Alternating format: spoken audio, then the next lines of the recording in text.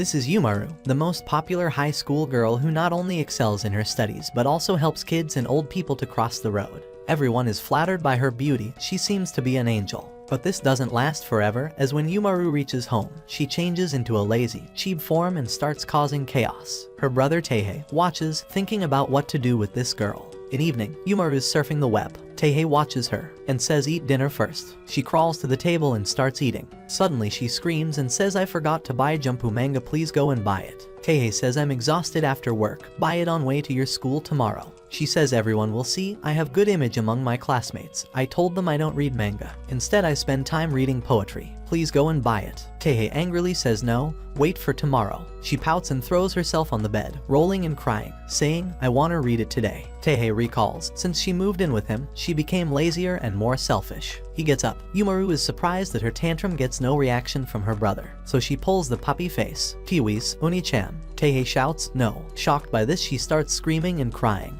She swears she will never ask for anything else ever. He says shut up. He gives in and gets the manga for her. He tries to lecture her to learn patience, but Yumaru doesn't care and asks for potato chips, which only enrages him. Next day, her friend Abina asks, why are your eyes red? She replies, I got in a little spat with my brother. She tells same story to her classmates, and guys call her brother terrible. She smiles imagining her brother calling her terrible. Back at home, Yumaru is trying to talk with her pet hamsters. Teihei asks her, what are you doing? She says just talking about how your feet throw a stink party when you walk. She then hops towards her monitor and tells him, I'm teaching them tricks for making videos. There is a contest. Most viewed video will receive a reward of 1 million yen. There are already videos of pets on the internet going viral. She says, if I win 1 million yen, I can buy things for myself, making a greedy face. She then tells, I'll train hamsters to take me to the bathroom, and also to bring me potato chips and cola. Teihei listens to her silly imagination. Later while working, Teihei remembers the time when she asks him to buy hamsters, but he refuses. She starts crying and says, I feel alone when you aren't at home, so I want one.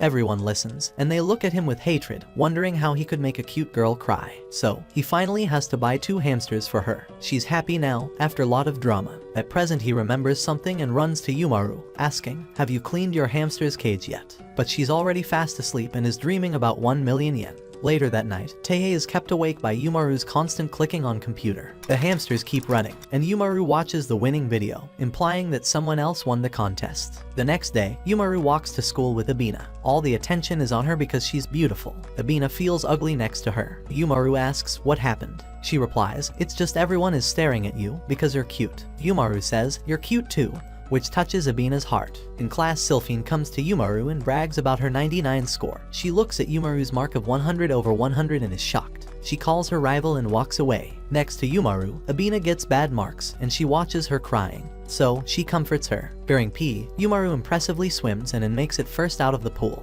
She offers to help Metoba out of the pool, who comes out and walks away from there. Grills praises her that she beat Metoba, the best swimmer of school. In music class, everyone cries while Yumaru plays the piano. Her music teacher praises her incredible skill with tears in his eyes. On their way home, Abina praises her as someone versatile in school and says I wish I were like you. On reaching home, they wave goodbye. Abina lives on the lower floor of Yumaru. Upon entering, she throws her bag and shoes and transforms into Chibi Yumaru. She starts sliding and then runs towards her room, rolling all over the floor. She quickly goes to her computer and opens it. She changes her clothes as her hamsters watch her craziness. Then, she throws her uniform away. She starts typing on her computer and seems very happy at home. Later, her brother Teihei looks at her test results. She got 100 out of 100 in each test. He is surprised to see that lazy Yumaru gets good marks while she lays upside down reading manga. Next day at school, some boys whisper over what Yumaru may be thinking. Yumaru then says, maybe I'll do that today. At home, we see a lot of junk food, and Yumaru glares at it. That's what she was thinking at school, she's going to eat it today. She spent an hour selecting the junk food at the convenience store. After a little thought, Yumaru decides that she will watch a movie with her treats and spends the night pairing them off with cola. At night, she's done with preparation and closes the light to watch a movie. She opens a chocolate bamboo shoot and then the chips she decided to eat, and starts eating them. She feels so delighted while she watches the movie. She feels thirsty because of the cookie part of bamboo, so she drinks cola and feels so good. She then finishes off her potato chips and opens a new packet and starts munching it. Overflowing with joy from having her favorite snacks and watching her favorite movie, she starts sleeping. Suddenly Teihei appears to wake her up for dinner. He tells her that he made her favorite jumbo hamburger steak today. Yumaru is surprised and burps as she tells her brother, I'm already full. Now, we see a lot of zombies. Yumaru shoots them as they approach her, telling her brother to hurry up and reload. He doesn't know how to do that, and just then, a zombie appears and attacks him. He's dead. They are playing a zombie game, and her brother lost once again. She makes fun of him. Just then, he sees the time and in middle of game he tells her, I have to go and buy groceries. Afterward, we see Yumaru pouting and walking beside her brother to the grocery.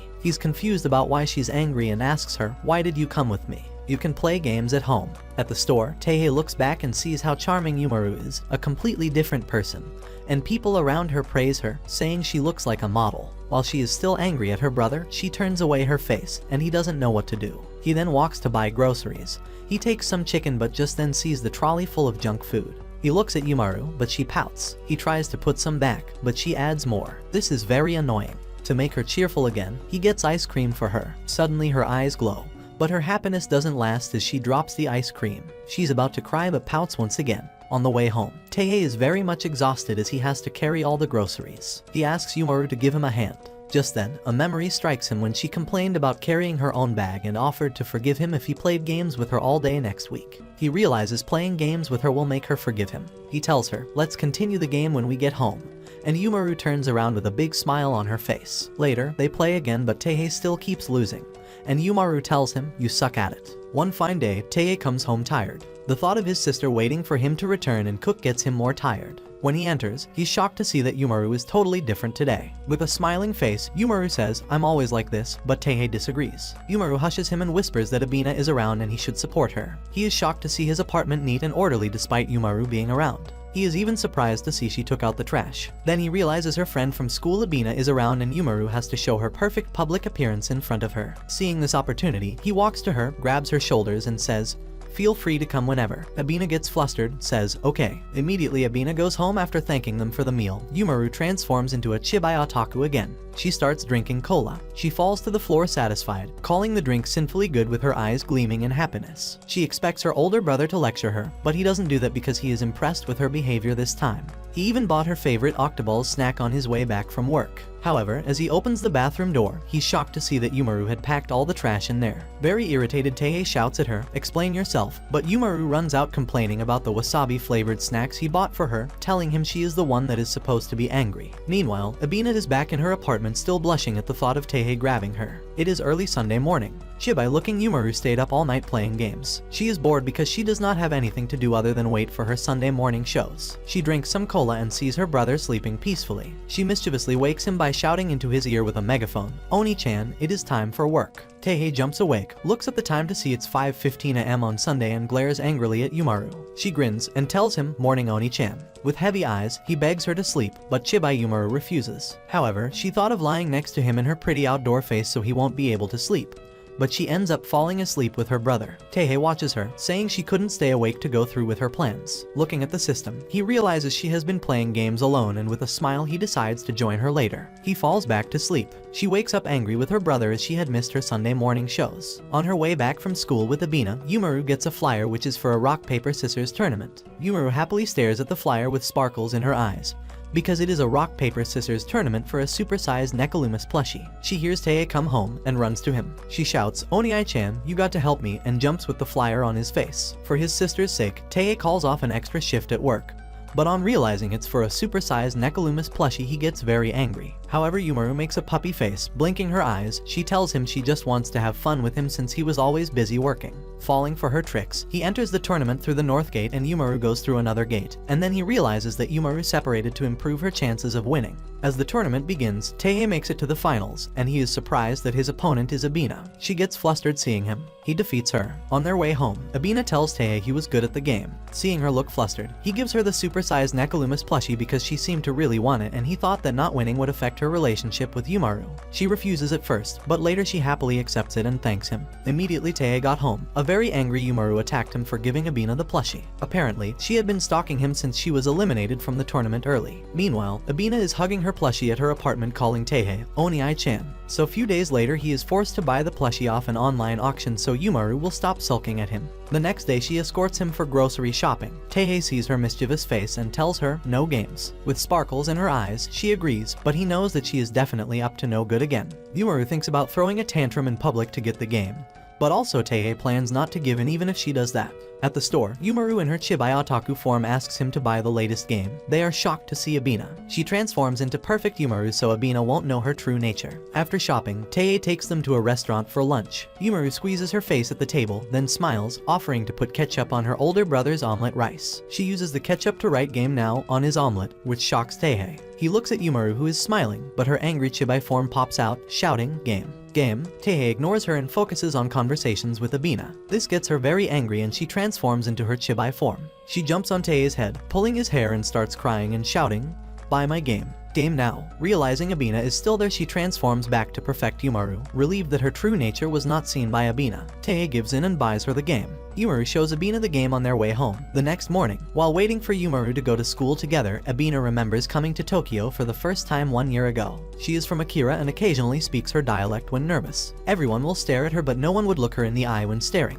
They looked at her chest. The first person to look her in the eye and treat her like a normal person is Teihei. He tells her to come to her whenever she needs help. She later crushes on him and gets flustered when he compliments her. Back to the present, Abina is still waiting for Yumaru. Yumaru and Teihei join her downstairs. Abina gets shy seeing Teihei again, but Yumaru calls her to hurry. She runs off to join her. In class, Yumaru finishes solving an equation. The teacher approves the answer and she walks to her seat. Sylphine stops her and declares she will top her at the coming midterm exams. Yumaru smiles and proceeds to her seat, but sees a classmate staring dangerously at her. On their way home, Yumaru sees Abina is worried and asks her what's wrong. She tells her that she is worried about the coming test. Yumaru tells her to relax and encourages her to work hard. Abina feels better and Yumaru smiles. Before test day, Yumaru slacks off by playing video games and procrastinating despite Teihei advising her to study. However, seeing how Yumaru always gets perfect grades by just paying attention in class, he stops worrying. He still warns her about how teachers can pull trick questions on exams day and tells her to keep playing silly games. Yumaru snaps at him that her games are not silly. She loses the game due to being distracted and shouts at Teihei again. Later that night, she has a nightmare where she is in the military with Abina and Sylphine. They are battling the test questions, but she is being shot at and is overwhelmed. Even after a difficult fight, she dies. She wakes up in realization that she could fail the test and jumps on Teihei, begging him to help her study. As they sit down to study, Teihei tells her he knows this will happen. The next day in school, the test results are out and Yumaru tops the class. Her classmates praised her since the test was hard. Yumaru smiles and says she had a private tutor. Everyone admires her for being cute, intelligent, and athletic. Two girls also add that her father is apparently the president of Demag Corporation, and they wonder if that's why she moves with so much elegance. However, one girl named Matoba always stares at her and apparently everyone thinks she hates her. They tell Yumaru she has mean eyes and reveal a rumor about her fighting a grown man. On their way home, Yumaru talks to Abina about Matoba. She tells Yumaru that Matoba has been staring at her all week and asks Yumaru if she didn't notice. Yumaru says no and asks if she is friends with Matoba. She says no, but narrates how she once tried to invite Matoba for lunch and she snubbed her after she learnt Yumaru will be present. Yumaru feels responsible, but Abina says it's not her fault and mentions how she feels like Matoba is not a bad person. They arrive home. Yumaru walks upstairs while wondering why Matoba stares at her. She feels like Matoba knows she is hiding something and plays various scenarios in her head, like Matoba finding out she transforms into a lazy Otaku at home and attacks her for deceiving everyone.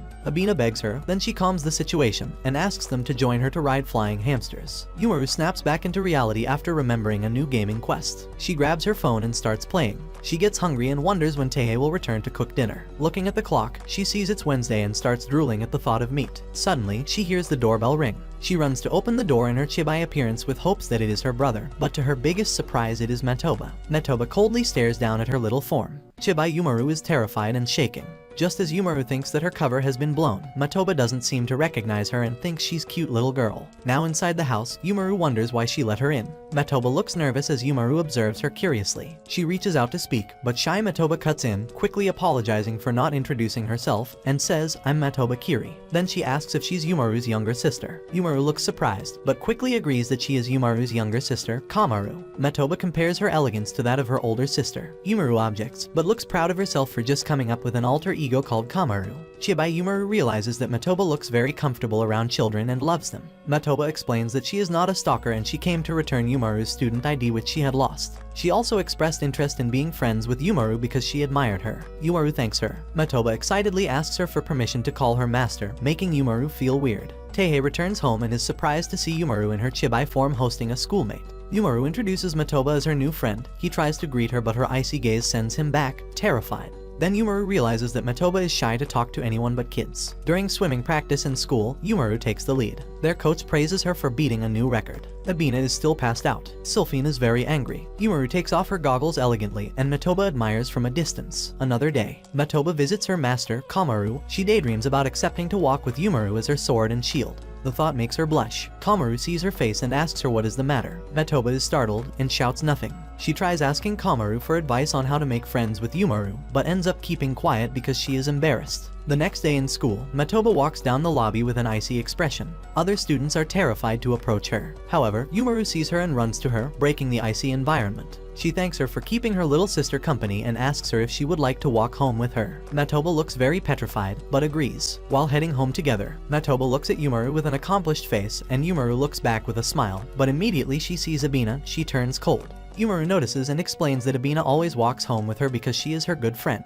These words rang in Metoba's head. She makes an angry face. Abina smiles, reminding Metoba that they have talked before. Metoba gets more angry, points to another direction, and runs off. Sometime later, Metoba visits Yumaru again and tells her she has a rival to defeat. Yumaru looks confused and wonders if she is the rival. Teihei brings dinner and they all eat. In another scene, Chibai, Yumaru, and Teihei watch a horror movie together. Even though she was scared, she acts tough and tells her older brother she is not afraid. However, when Teihei goes grocery shopping, Yumaru is left at home alone, and she starts remembering scenes from the horror movie. There is a thunderstorm and the power goes out. Teihei returns to take the laundry inside, but is shocked to see Yumaru jump on him crying, "Oni-ai-chan."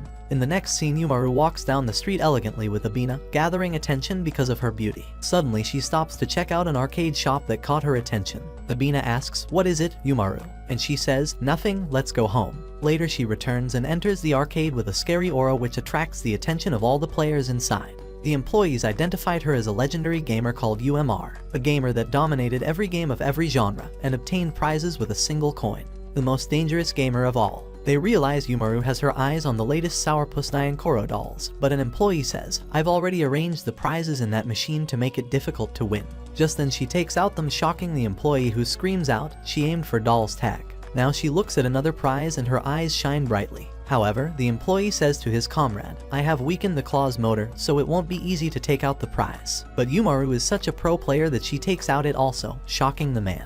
Yumaru suddenly glares at the employees, walks up to them and makes a cute face while demanding them to put out the prizes she wants. They are stunned by her cuteness. One of the employees walks off to get the prizes. The older employee gives him eye signals to stick to the plan of making winning difficult for Yumaru. However, she wins yet again, which made them cry in defeat. Back at home, Teihei is surprised she came home with many prizes. He complains that you don't need this many, but she tells him I want it in different colors, while snuggling one of them. That night, Chibai Yumaru sleeps peacefully while Teihei is pissed that her dolls are all scattered. The next morning, Teihei brings her clothes for tennis class, but Yumaru says, "Can't I doze a bit more?" In school, Yumaru is standing at the tennis court. Abina compliments her for looking good in tennis wear. Yumaru smiles, but in her mind, she just wants to play games at home. The instructor tells them to start by handling the ball. Yumaru looks at the tennis ball and remembers learning everything about it from anime and manga. Abina's ball falls off, but Yumaru finds it easy. She gets distracted when Sylphine calls her, challenging her to a tennis match, and Yumaru accepts it.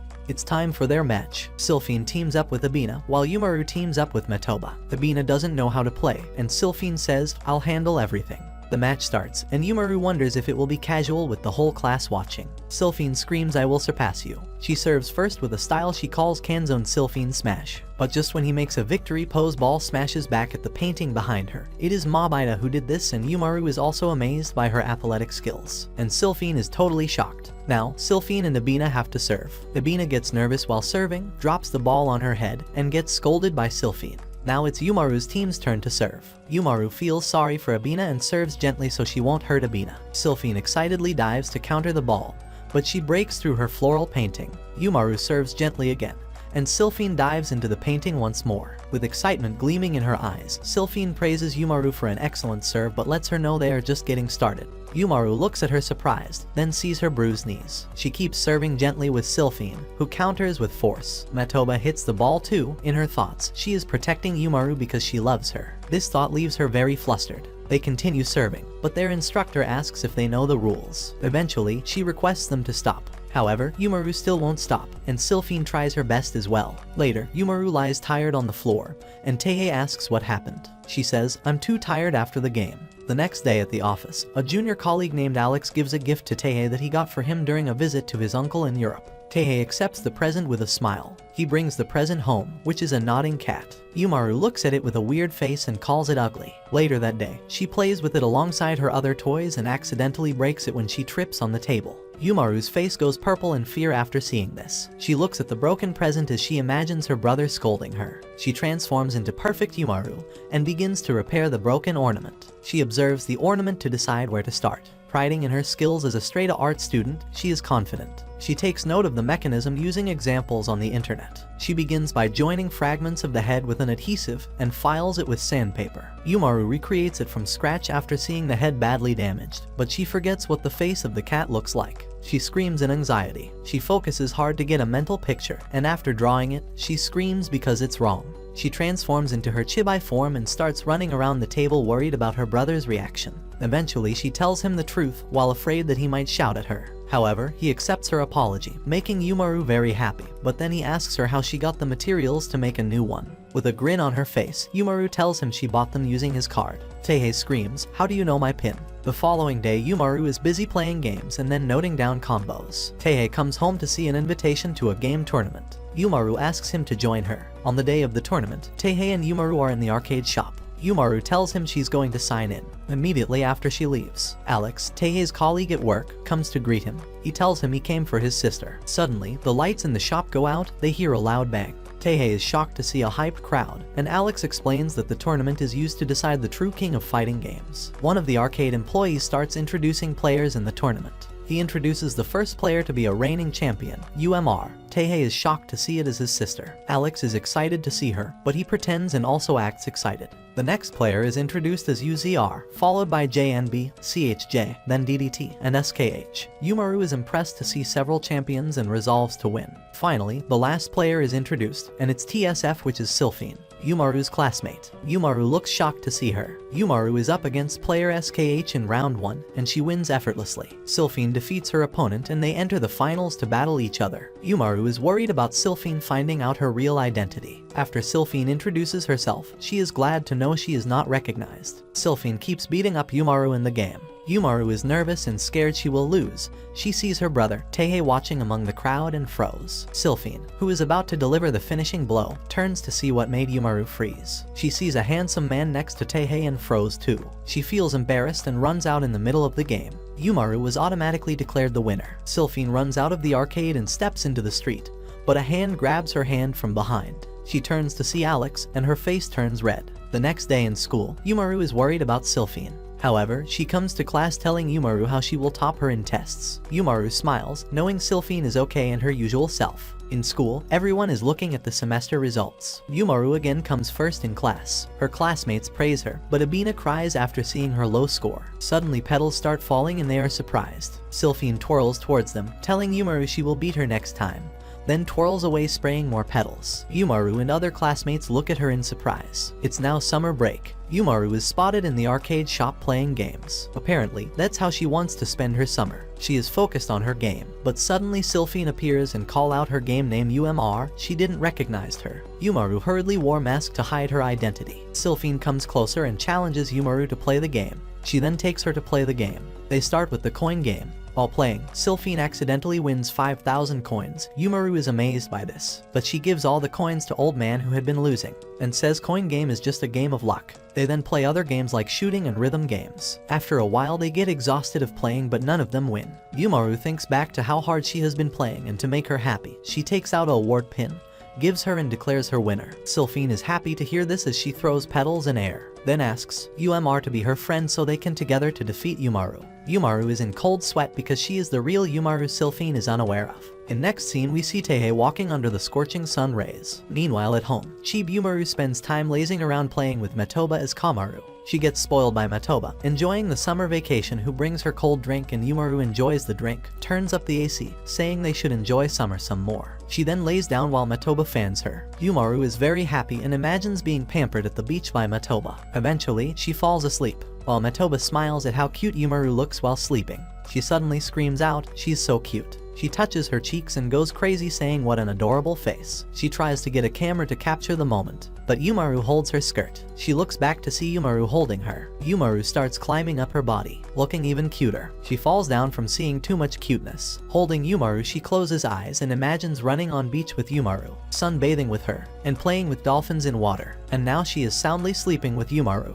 Teihei returns from work to see Yumaru and Metoba sleeping. Annoyed that Yumaru left the air conditioner on all day, he turns it off and opens the window, letting in heat waves that wake them up. He says, "Rise and shine." In the next scene, Yumaru is busy with her tablet. The system informs her that her bath water is ready. She goes to take bath. She cleans herself thoroughly and then rinses her body with the shower. She then sits in the bathtub, enjoying the soothing sensation. While some people like long baths, some take quick bath, while others take milky baths. Yumaru likes her own Yumaru style, which involves flavored ice cubes, potato chips, manga, magazines, and a waterproof handheld console. She eats the chips without worrying about dirty fingers, even takes a game to bathe, reads some Jumpu and eats flavored ice in the bath, which melts away her all-day exhaustion. Just then Yumaru notices the bubbles in her bath have stopped. She makes a sad face and wishes to dump more, but she remembers her brother once scolded her for wasting them and hid them. She sneaks into her brother's room while he is busy working on his computer. She grabs some bubble maker from the drawer and tries sneaking out. She gets startled by a noise of Teihei's keyboard and fearfully turns thinking she's been caught,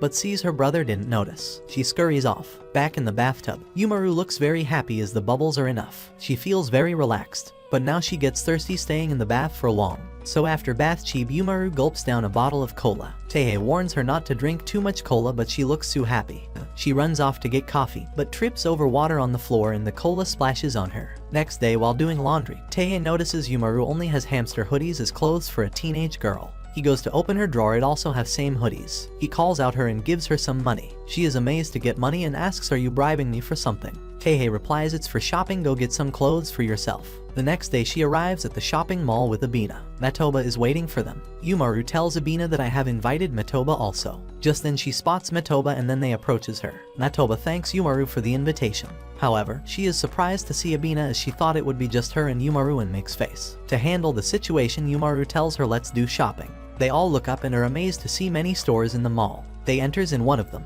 Yumaru spots an expensive outfit and calculates that she could buy 60 colas for the same price. Abina comes in with a dress, asking if they like it, but Metoba glares at her like she can't stand her. Yumaru notices there is still friction in their relationship. She holds their hands and says let's do wild trying stuff on. First they try some bikini outfit, then a cute outfit. They then try different outfit which make them look really beautiful and cute. Afterwards she tells them, now let's buy what we liked. Walking to the boutique shops, she passes by a game shop, but walks back. Her eyes gleams because a poster grabs her attention. It's a latest version of Monster Fantasy. She's confused what to buy as her brother told her to buy clothes only. Finally, Yumaru is walking out after spending most of her shopping money on latest video game and buys cheap clothes. At home, Teihei checks her clothes and asks why they are all plain. She replies it's the latest fashion. Next morning, Teihei brings breakfast and wakes Chibi Yumaru up. She remains in bed and he tells her summer vacations are over. Yumaru wants to keep sleeping, but Teihei insists she stand up and eat. She lazily goes to the table. He reminds her that Abina is waiting for her and she should hurry. Yumaru rubs her eyes and starts eating.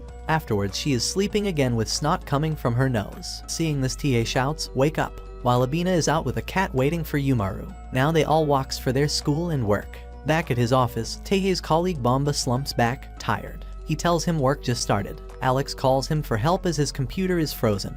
He checks it out and is shocked by what is on screen. Afterwards, his boss gives him some papers and he goes to photocopy them. A female colleague seductively says hi to Teihei, which shocks him. During lunch, Alex and Bomba praises contents of Teihei's lunchbox. They ask if his girlfriend made it. The female colleague stalking Teihei flinches at the thought of him already having a girlfriend. He lies to them that his younger sister prepares his lunchbox. Female colleague feels relieved hearing this. They ask if his sister is cute. He imagines her and answers, no, she is just average. After office hours are over, he goes to store to purchases some beef. He returns home and as he opens door, he finds Yumaru sleeping with her mess lying around. With a smile, he throws her off her sleeping position. Yumaru wakes up afraid and asks if an earthquake is happening. He grins and tells her it's time for dinner, and she welcomes him. At night, while Yumaru is reading, Teihei comes and tells her it's time to sleep. Yumaru says, I'm not sleepy yet, but eventually she has to go to bed. After Teihei is asleep, she turns on the light and checks on him as he slumbers deeply. She then goes to take out the game and her favorite manga, and start playing while eating chips to enjoy her late night time. Her hamsters peek out from their small house, while Teihei looks funny in his eye mask. Yumaru then looks for cola in fridge but gets sad to see there is none. She sneaks out of her door and outside, it's pitch black. She decides to go to the convenience store for some cola but is a bit scared of running into a lunatic. She thinks of using close quarter combat if that happens and moves forward. But suddenly, she screams loudly at something that sparks in the dark. Soon, she realizes it's just a cat and then walks away. Now, she reaches the store. When she walks in, she wonders why there's only one employee at night when in the daytime there are many. There should be more to help at night also. Finally, after securing cola, she walks out. As she is walking towards home, she's so happy with the feeling that now she can enjoy her night happily. Upon returning home, she thinks of entering silently to avoid waking her brother, but Teihei is already waiting for her and is very angry. He asks, "Where have you been?" She gets scared for a while but then says, "I just went to the convenience store." He says, "It's dangerous. What if you ran into a lunatic?" and smacks her. The next morning, Yumaru walks to school with Abina, remembering how she stayed up late last night. Later, she practices close quarter combat in case she ever needs it. The following day, Yumaru clings to her bed, not wanting to go to school because her brother also has the day off. He reminds her she's already been home for the whole summer vacation, and she screams loudly. Finally, she goes to school with Abina and Teihei watches them leave. Teihei thinks of cleaning the house, but he remembers cleaning every room and corner of the house yesterday. He thinks of vacuuming the house. Yumaru's snack wrapper gets stuck in it, and he says, "So she was up all night." He feeds the hamsters and thinks about what he should do. There isn't any work left. He then starts thinking about Yumaru, who always keeps him busy demanding different things. While the hamsters are still chewing the food, suddenly he snaps back to reality. He gets up and says, "I gotta do something." Meanwhile, Yumaru thinks her brother might be having fun without her, and she has to study at school. Back home, Teihei scrolls through his social media and comes across a delicious char siu pork. He then opens the gas and starts cooking it with the help of a recipe. He then goes to sit in his room and starts sipping coffee. Not knowing what else to do, he lies down and eventually falls asleep. He dreams of Yumaru playing and calling his name, his eyes open, and he sees her staring at his face. Yumaru scolds him for spending his whole day off dozing. Later, Teihei turns on his computer, trying to finish work. As he drinks coffee, Yumaru startles him from behind, and coffee spills from his mouth. She shows him the new game in which she leveled up quickly, but Teihei is not interested as he's busy with work. She says, "So, work is more important than me," and makes face, so Teihei shouts at her, "Go away, I have work to finish." Now, she always annoys him while working, sometimes by showing new flavored chips, other times by showing a new game, and sometimes she just pulls his t-shirt to get him to come with her. Fed up with all this, Teihei decides to put a divider in their room. While Yumaru is feeding her hamsters, she asks, "Divider." Teihei tells her by showing that they can put a curtain to divide the room. Yumaru thinks with personal space, she can slack off and she accepts. Teihei thinks with personal space, he'll work efficiently. He says, "Okay, now I'll put up curtains." Yumaru rolls happily to have personal space and starts slacking. That night, Teihei was busy working. Yumaru wants to show him something, but she makes an angry face seeing the room division. She peeps at him with sad face, but when he turns around she hides. She keeps peeping again and again. So finally, he calls her out, "What's the matter?" She says nothing with a sulky face. Suddenly, he saw Yumaru telling him look at this Uni-chan, but soon realizes no one is there. Later, Yumaru tries to prank him but hides as he looks back. He then calls her out and she peeks out and he says it's a bit cramped with curtains. Let's open it, and she smiles. From next day, Yumaru again starts annoying her brother. In the next scene, we see Matoba cheering up Yumaru while she plays the game. Suddenly, she gets frightened when Teihei calls her, saying, "I bought some cola." He worries that she's not yet comfortable with him. Yumaru asks Matoba to play a game with her, but she declines. She makes a sad face, so Matoba agrees to play. Now they are all ready to play the game named Game of Life. Yumaru starts the game by pushing the remote control. It's her turn, she spins the wheel and starts running. When it stops, we get to know Yumaru gets the role of a manga artist along with 10 million yen. Yumaru is happy, and Teihei and Matoba are amazed by this. Now it's Teihei's turn. He spins the wheel and starts running.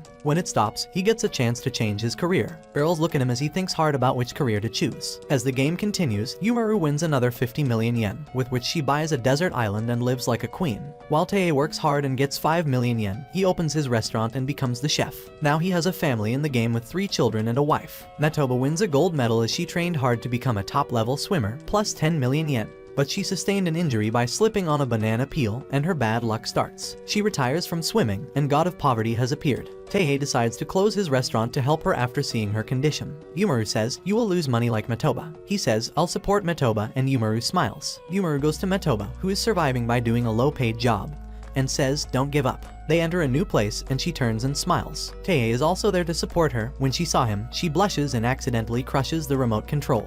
Yumaru and Teihei watch her as she checks the control, saying sorry to Yumaru for breaking it. It's September 26th, Yumaru's birthday. She looks at her wish list and thinks about what to ask from her brother. She says, I wish he buys everything on the list. As her brother wakes up, she slides towards him and smilingly says, Good morning, Uni-chan. She then follows him, and as he starts brushing his teeth, she smiles, thinking, Uni-chan is just acting normal, maybe he has a surprise for me. She starts winking, but soon realizes he doesn't remember. Afterwards, she calls her brother, saying, I'm leaving for school. As she walks towards school, she checks the phone to make sure it's September 26th. In class, her classmates celebrate her birthday. Yumaru thanks them for remembering. Abina replies, how could we forget? Matoba is peeking in, and when Yumaru sees her, she calls her to come in. Although Matoba is shy, she enters and gives a present to her, and she thanks her. Later, Yumaru seems a bit sad as she's keeping her gifts, thinking that everyone remembers. But her brother forgot her birthday. Suddenly, she remembers Teihe's face and thinks he might be preparing for her birthday. She wants to go home. Sylphine is outside practicing how to give flowers to Yumaru as her birthday present.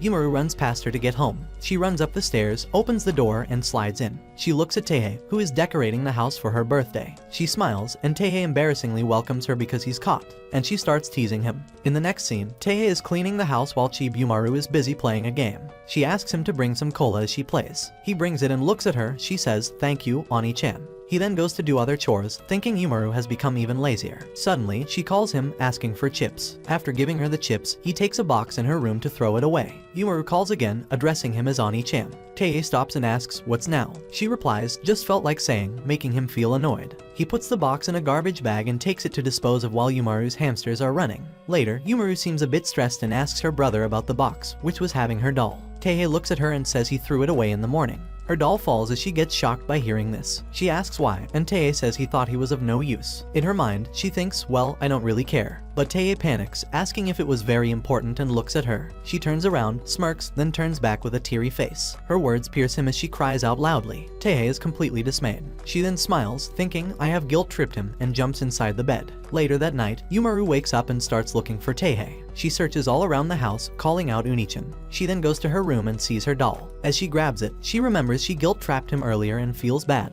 but then suddenly runs outside with teary eyes as Teihei returns home. She starts hugging him like a cute little puppy. Afterwards, Teihei explains, I disposed of your doll, so I went to bring this new one for you. And Yumaru continues crying, saying, you care that much, Uni-chan? The next day, as Yumaru heads out, Teihei asks, are you really okay with the doll I bought? She confesses that she wasn't upset that he disposed of the old one. Teihei realizes he was deceived and looks angry. She then turns back and smiles at him. One fine day, Abina comes to invite Yumaru and Teihei to lunch. As they all walk, Abina tells them they are going to a ramen shop.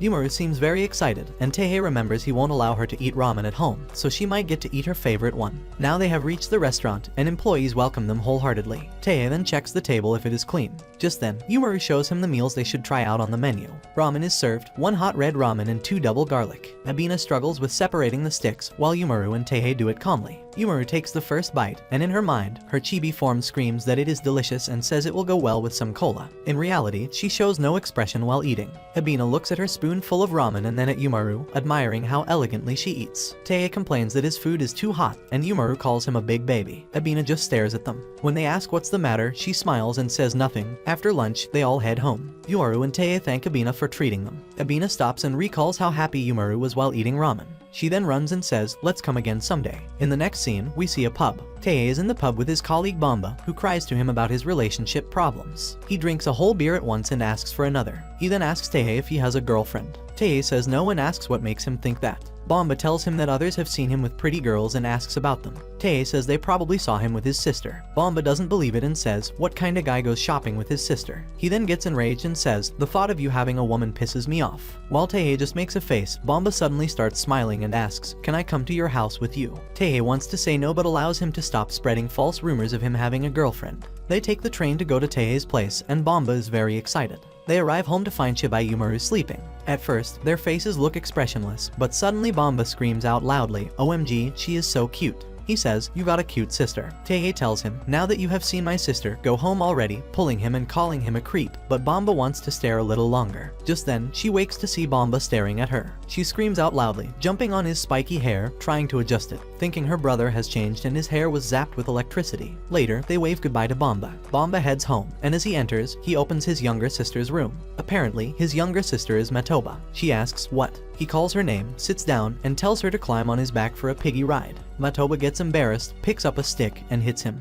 The next day, Yumaru is seen hanging out with Sylphine at the arcade shop. She tells her she wants to visit a candy shop, so Yumaru takes her to one, and Sylphine looks excitedly at the building. She admires all the candy machines, from the capsule pizza machine to the Monkey Kong machine. She thanks Yumaru for not disappointing her and seems so happy. The shop is already open, so they enter. Yumaru gets tempted by different types of cola, like cola gummies and cola tablets. That cola label is very tempting to her. Sylphine spots a big carrot candy and grabs it, saying she's never seen such a thing before. Yumaru then looks at other things while Sylphine's attention is grabbed by different colored candies. Yumaru also spots some ice cream-shaped candies. Yumaru has already collected the candies she wants. Just then, Sylphine finds a certain candy that brings back her memory. Someone close gave her that when she was young.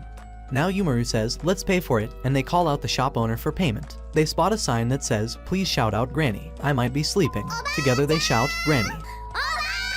Afterwards, they both sit together and enjoy the candy treats. The next morning, Tei scolds Yumaru for eating chips in the early morning and tells her to get ready for school. After escorting her and Abina, he takes a train to work. After work, Tei heads home tired. He sees a cute stray cat on the way and starts following her to different places. They even find another stray on the way, and then later the cat enters an alley. But Tei is now lost, though he recalls coming to this area earlier. Suddenly, he sees a cat poster and gets closer to it. He thinks of Yumaru saying, it's marvelous, and soon realizes, I've been down this way before. He starts walking that way, thinking to himself that he once walked down this way but doesn't remember when. Suddenly, he smells someone cooking food. At that moment, Yumaru appears and asks, are you hungry, Tei? He wonders why she called his name instead of Uni-chan.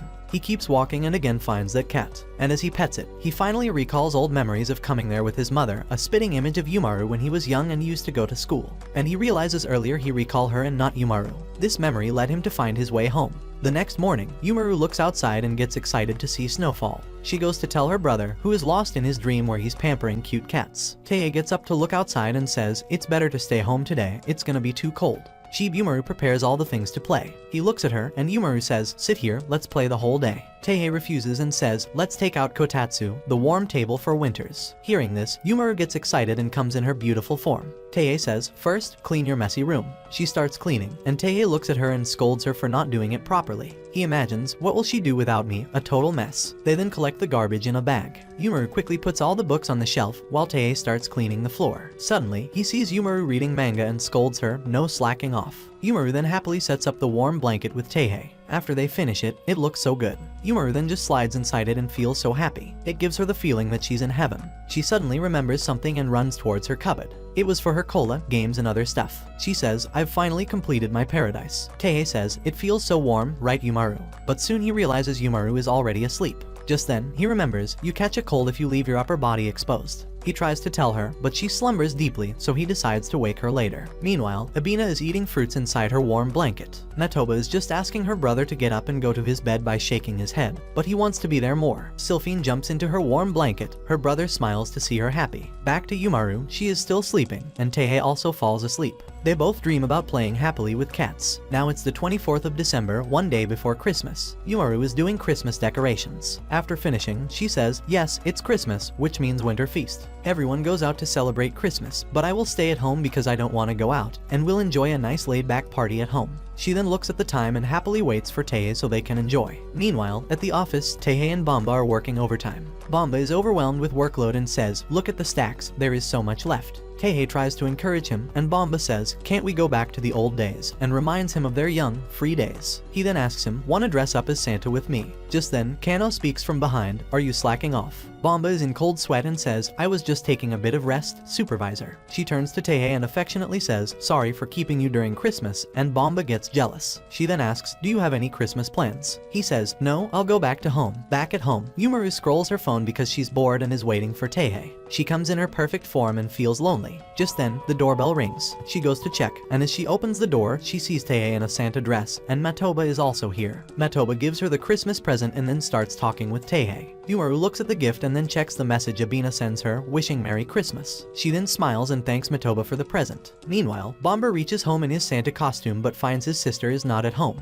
Now, New Year's Eve arrives. Bombo is going to celebrate New Year with Tei. He shares how he waited for his sister on Christmas Eve and ends up getting beaten by her. Yumaru is feeding her hamsters, and she then says if Abina had not gone to meet her family, we could go out to eat ramen. Bombo asks who Abina is, she says she's my friend. Bomba imagines Abina as Chibi, same as Yumaru. Yumaru then thinks that she should have invited Matioba here as she eats and listens to Teihei talking. They then see a live footage from across Japan where shrines are closely packed by people. The reporter is reporting, and Sylphine comes running and says, "Happy New Year." Bombo then changes the channel where a man hits another man. Later, Bombo looks at the time, and it's already 11 p.m. He goes to bring something. Yumaru excitedly asks, "Are you gonna do something like samba?" But Bombo brings some booze along with chicken skewers and mini rice crackers. Teihei says we can't have these as Yumaru is with you, but Yumaru suddenly runs. She brings her own stuff to celebrate New Year. She has ice cream, Pringles, and a lot of cola to enjoy, which shocks the boys. Yumaru says this is Yumaru's New Year signature selection. Bombo says, "What the heck, red cola and clear cola?"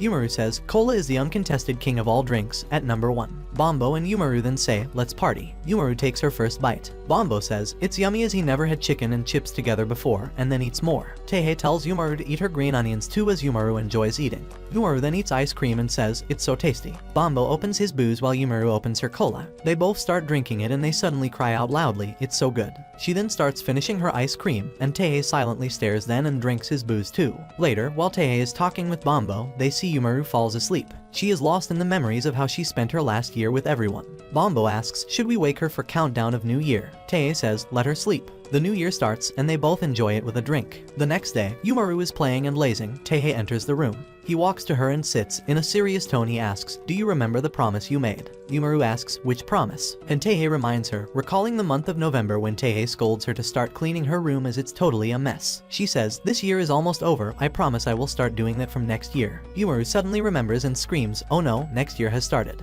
And Teihei replies with a scary aura, "So now you remember." She tries to make excuses which enrage him, and he scolds her. He then says, "Clean your room later. We're going to the shrine first to pay our respects." Now they have reached the shrine. Yumaru looks around and says, "It's pretty crowded." We see 3 beautiful girls in kimonos. Yumaru then spots a game named Game of Chance and tells her brother, "Let's play." There she asks her brother, "What did you get?" And he reads the slip of his fortune. They then visit other shops. They saw monkeys play, which reminds Yumaru of her hamsters. Now, Teihei gives her a coin for a donation in the shrine, and they both walk in. Yumaru looks at Teihei's coin but tosses a smaller one, and then they pray. After praying, they walk out. Yumaru asks, "What did you wish for?" Teihei says, "Wishes won't come true if we tell anyone." As they reach closer to their home, Yumaru smiles and says, "Let's make this year as good as last year, Uni-chan." Yumaru says, "I need your help." He asks, "What help do you need?" And she says, "You can start by cleaning my room." This enrages Teihei as he realizes her plan.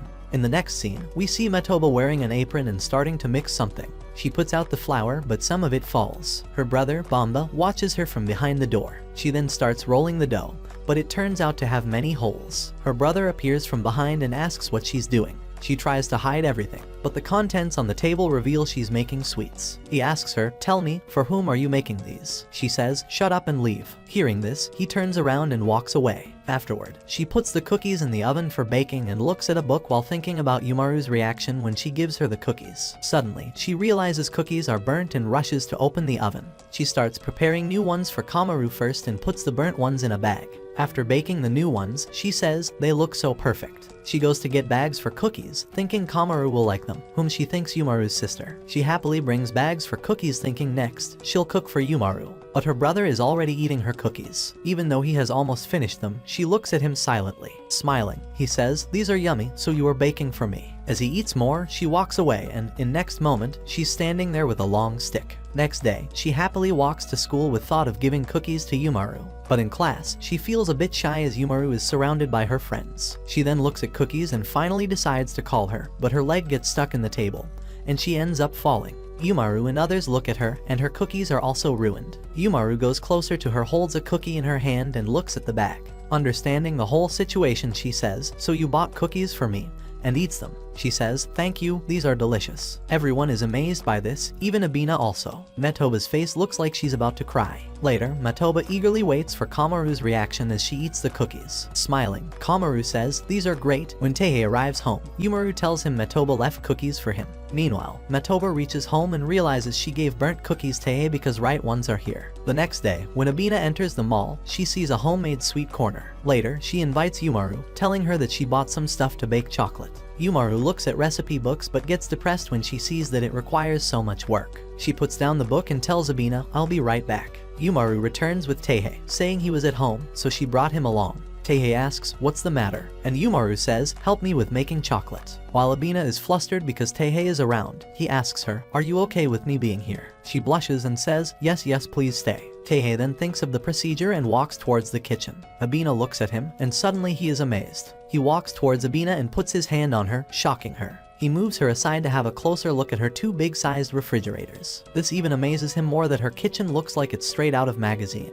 Now Teihei guides them in making chocolate. First chop, then melt, and then shape it, and you're done. The girls ask, that's it. Teihei explains that you can spice it up after melting it. Add syrup, and you'll get ganache. Abina says, sounds delicious. Add fresh cream, and you'll get truffles, which makes Yumaru drool. He then tells the girls, remember, when you're making the chocolate, you're adding your feelings for the recipient.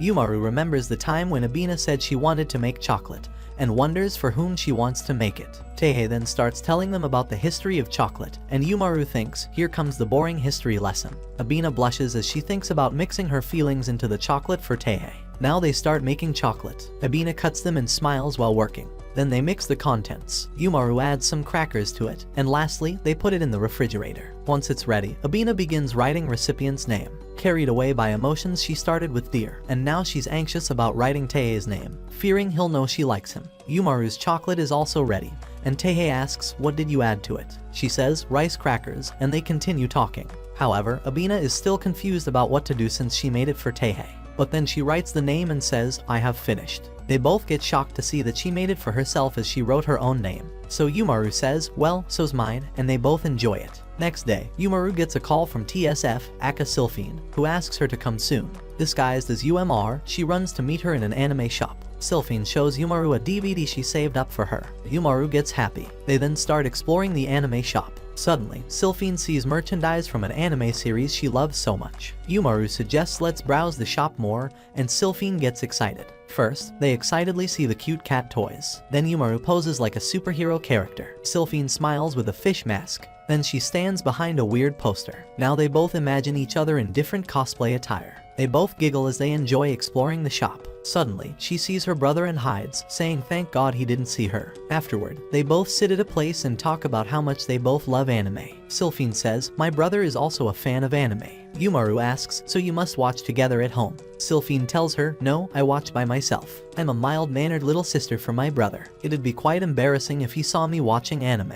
Yumaru looks at Sylphine, who is completely red. She remembers the last time she only blushed when they had a game competition in front of so many people. Yumaru tells her she also has an older brother who loves cooking. Sylphine cheers up and says they are fellow younger sisters because she is a lot like UMR. She advises Yumaru to learn cooking and help her brother in the kitchen at home. Just then she looks at the time and says, I've got to go home, bye. After she leaves, Yumaru takes out her masks and smiles as she recalls Sylphine's words. Not only are we fellow gamers, we're fellow younger sisters. At night, Teihei tells Yumaru it's time to make dinner. He then starts working in the kitchen. Just then, Yumaru appears and says, let me help you, shocking Teihei. Next day, Yumaru gets ready and tells Teihei, I'm heading out. We see Matoba also heading out from her house. Meanwhile, Yumaru is also walking out. Matoba nervously rings the bell and is trembling. Teihei opens the door and tells her to come in. He tells her Kamaru just left. Matoba is so nervous that even her hands are trembling. He says, you told her you were coming, right? She replies, no, I didn't. Teihei says, that time, the cookies were good. But Matoba says, you can't possibly mean that, because she accidentally gave him burnt cookies. This shocks Teihei. He didn't think that she'd give a blunt reply. She gets up to leave, giving off a weird aura, but then she sits again. They both sit there awkwardly, and Teihei just thinks, when will Yumaru come back? To break the ice, he tries saying something which scares Matoba, and she jumps away. This shocks Teihei, but then she comes back. Now it's already evening, and Yumaru is still not back. Suddenly, Matoba nervously speaks out and says, I accidentally gave you burnt cookies. I'm sorry for that. Teihei recalls her all the weird behaviors and realizes that she came here today just to tell him that. Later, we see Yumaru peeking through the door that she's going to get scolded today because she forgot the time while shopping. Just then, Teihei spots her and says, welcome back. As she enters, Teihei appears in front of her with a scary look. To save herself, she just runs to Matoba and shows affection.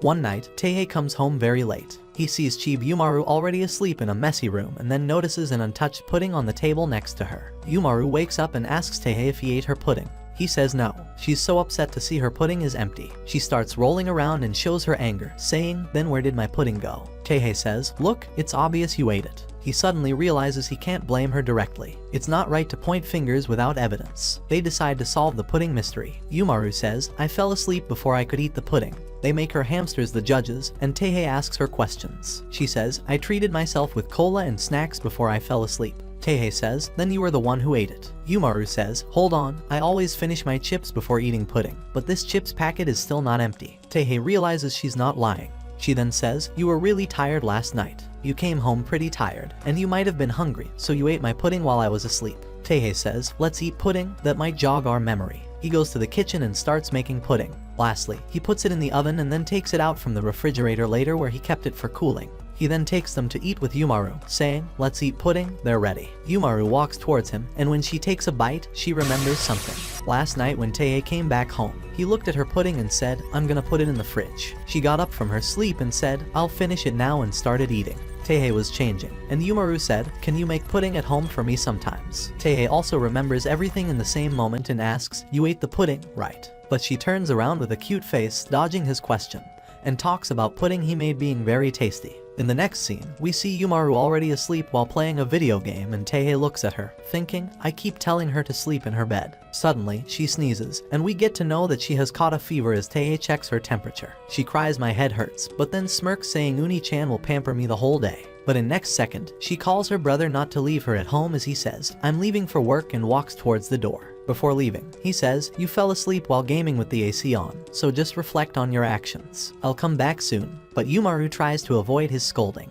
Yumaru makes a face after he leaves, saying, I hate Uni-chan. She then lies down, rolls toward the TV, and starts watching. The next day, Yumaru opens her eyes and wakes up feeling fine, throwing her pillow away. She stands near the window and says, true to form, even my viruses are lazy, and they quit. She then starts dancing, but just then Teihei wakes up saying, my head hurts. Yumaru stops dancing and looks at him, standing upside down. She jumps at him and says, you caught a cold. They check his temperature, and it's even worse than Yumaru's fever. She comes in her perfect Yumaru form and calls Teihei's office to request leave. Afterward, as Teihei is in bed, Yumaru tells him, I'm gonna take care of you today. She then gets up and says, first, I'm gonna do some shopping. Before leaving, she says, just take it easy, Uni-chan. Teihei looks at her wondering what this girl is up to. Now Yumaru walks into the store for shopping, and everyone is attracted to her. She stops and picks up Tabasco, saying, I'm gonna make hot soup for Uni-chan for leaving me homesick. Next, she picks up green onions and smiles as she thinks of treating Teihei, recalling, sticking one up in one's butt helps recover from sickness. After finishing her shopping, she walks happily back home.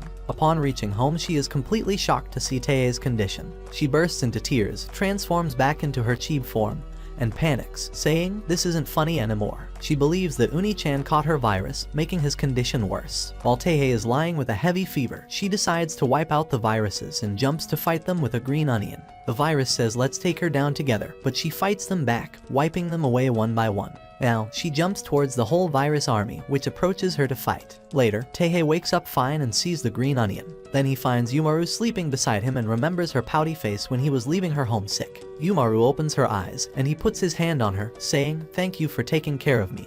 And Yumaru smiles. At night, Yumaru complains about food because everything she sees has veggies mixed with it. Teihei shuts her up, saying, I cooked for you, and you have the nerve to complain. They start eating, but Teihei notices that Yumaru is not eating the green peppers. He tells her, since you never eat your vegetables, I did my best to chop them up for you. She says, it's so much work, just skip it, but gets scolded. She then hesitantly takes one piece of pepper and eats it unwillingly. Afterwards, Teihei puts whole bowl left by Yumaru in fridge. The next day, while taking lunch for school, she asks, you didn't put peppers in this? And he says, no, I didn't. During lunch, she sits with Abina, and Sylphine passes by, swaying. As they converse, Yumaru tells them, my brother is a very picky eater, but in reality, she recalls her brother telling her not to be picky. Netoba is watching them and thinks of sharing her lunch but is too shy and starts eating herself. As Yumaru opens her lunch box, she makes a sulky face to see peppers mixed in. Abina says, peppers with hamburger steaks, it really takes a lot of time to cook. Yumaru remembers her brother saying the same thing, that it takes a lot of time to cook for her since she's picky, and she feels bad about complaining about the food. At night when Teihei comes home, Yumaru rolls and jumps at his face. She then starts rolling, saying, why did you put peppers in my lunch? He says, it takes a lot of work to cook, you know. She says, I know, just give me normal stir-fried peppers next time, I'll eat. The next day, Yumaru enjoys her favorite show. She eats chips and laughs as she watches it. She then rolls and feels so happy with her life, but she collides with a cola, and it's about to spill. Seeing this, Yumaru jumps to save it, but it spills under the desk. She starts cleaning and takes out the device on which cola spilled. Soon she realizes something and then tries to surf the internet on her computer, but it shows no internet connection. She starts rolling in panic as she realizes that the device on which cola spilled was for internet connection. She screams out, "What should I do now?" Just then, she thinks, "I'll search for a solution on Yahoo," but soon realizes it needs internet. She tries to use the tablet, but it also needs internet connection. She lies defeated on the ground, saying, "This is a cruel twist of fate." She realizes that everything needs Wi-Fi,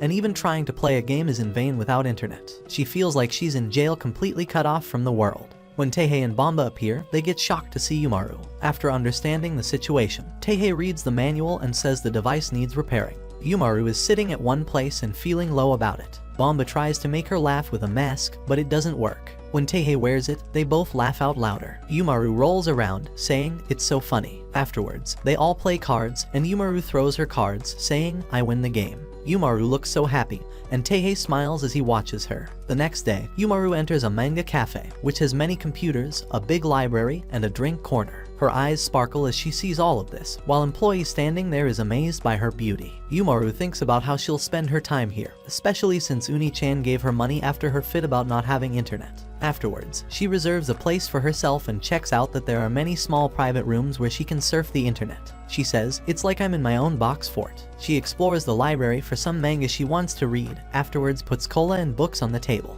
She wears her hamster hoodie and feels so relaxed. She uses the remote to start the massager, giving her the feeling as if someone is massaging her while she sips cola. Now she reads manga and feels so relaxed to be there, and then starts surfing the internet. Hours pass, and Yumaru starts missing her place at home, so she goes to the counter, where the employee asks, "Do you want to leave early?" She says yes and then runs back home. At home, she wears her hoodie and is now back in her Chibi form, happily running toward her room and calling for her brother. In the next scene, Chibi Yumaru goes through some flyers while Teihei cleans up the house. Suddenly, her eyes sparkle as she sees a pizza flyer and says, "Uni-chan, let's order pizza for lunch." Just then doorbell rings, and Teihei opens it, with Yumaru appearing from behind in her perfect form. It's Abina who comes to meet them. She tells them, "I brought some Akita rice for you sent by my parents." She blushes around Teihei as she says this, and he thanks her for the rice. As Teihei moves to get the bag, Abina's stomach growls, and she turns around in embarrassment, her face turning red. Teihei invites her to stay for lunch and says let's enjoy the Akita rice together. Teihei smiles, thinking he'll teach junk food-obsessed Yumaru the joy of Japanese cuisine.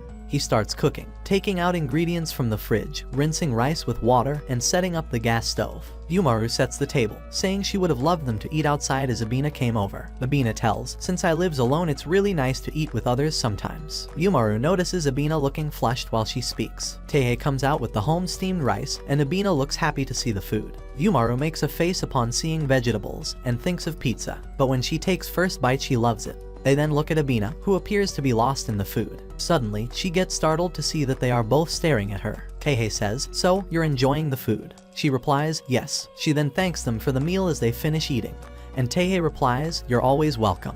She smiles and then spots the pizza flyer on the floor. Yumaru also looks at it. Abina's stomach rumbles again, and she gets embarrassed. Teihei says, "So you're still hungry?" So now they're eating the pizza they ordered. At the office, Teihei and his colleagues prepare for a meeting, and then it starts. Meanwhile, Yumaru goes to the convenience store to buy some snacks. She stares at the snacks, unable to decide which one to choose. In her head, different personalities of Chibi Yumaru come together to decide the best flavor. One Yumaru with evil eyes says they must choose the best one. Another one says potato chips are the best choice. They all start discussing what to choose. One suggests the cucumber flavor, and others make faces of rejection. Number 5 says to choose the best one, while another just wants chocolate instead. They all start fighting with each other. With so many options available, one Yumaru says, "How about cake?" And others reply that cake is just out of the question. One cries out, "Let's have beef jerky snacks," while another cries out, "No, we'll have ton tacos." They just start beating one another and then get exhausted. They then ask Yumaru without hoodie, and she says, "Let's have something that will cheer us up."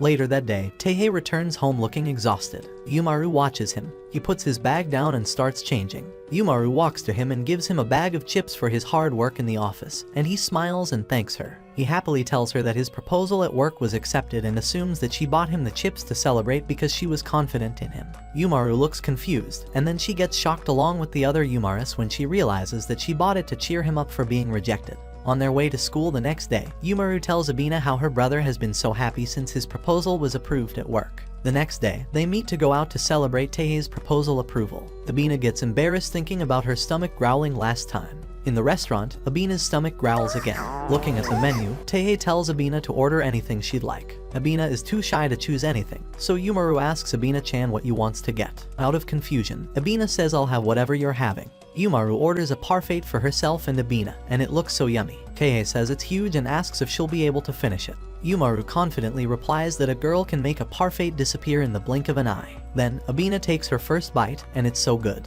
Taehae is amazed to see Yumaru eating it so quickly. It seems like she is enjoying it. Abina rolls her eyes towards her and is amazed to see she's eating so fast. She then says, Abina, you've barely touched yours, don't be shy. Abina says, okay, and then we see Abina enjoying it fully. She seems so happy, while Yumaru is also delighted by it. Lastly, they eat the chocolate bar and then smile as they finish eating. Taehae is shocked that they finished a huge parfait, and then they ask for seconds. Next day, it's raining heavily. Taehae looks out of the window and says it seems like the rain won't stop the whole day. Yumaru is just lying on the floor, and Taehae asks, what happened, Yumaru? She takes up chips and says, my chips are all soggy because of the rain. She lazily moves on the floor and says, I can't muster the motivation to do anything in this gloom. Taehae watches her lazing on the floor, and she won't stop. He suspects she's just using the weather as an excuse to be lazy. Suddenly, he sees Matoba and gets startled because he didn't notice when she came in. Matoba doesn't seem well and says, I feel drained every rainy season. Suddenly, she gets scared as she's reminded of a traumatic flashback of being alone in the dark. Taehae is a bit scared and wonders if she was reminded of an unpleasant memory. Taehae says, enough of you both, as they both don't seem well. He says, you need to make your own motivation.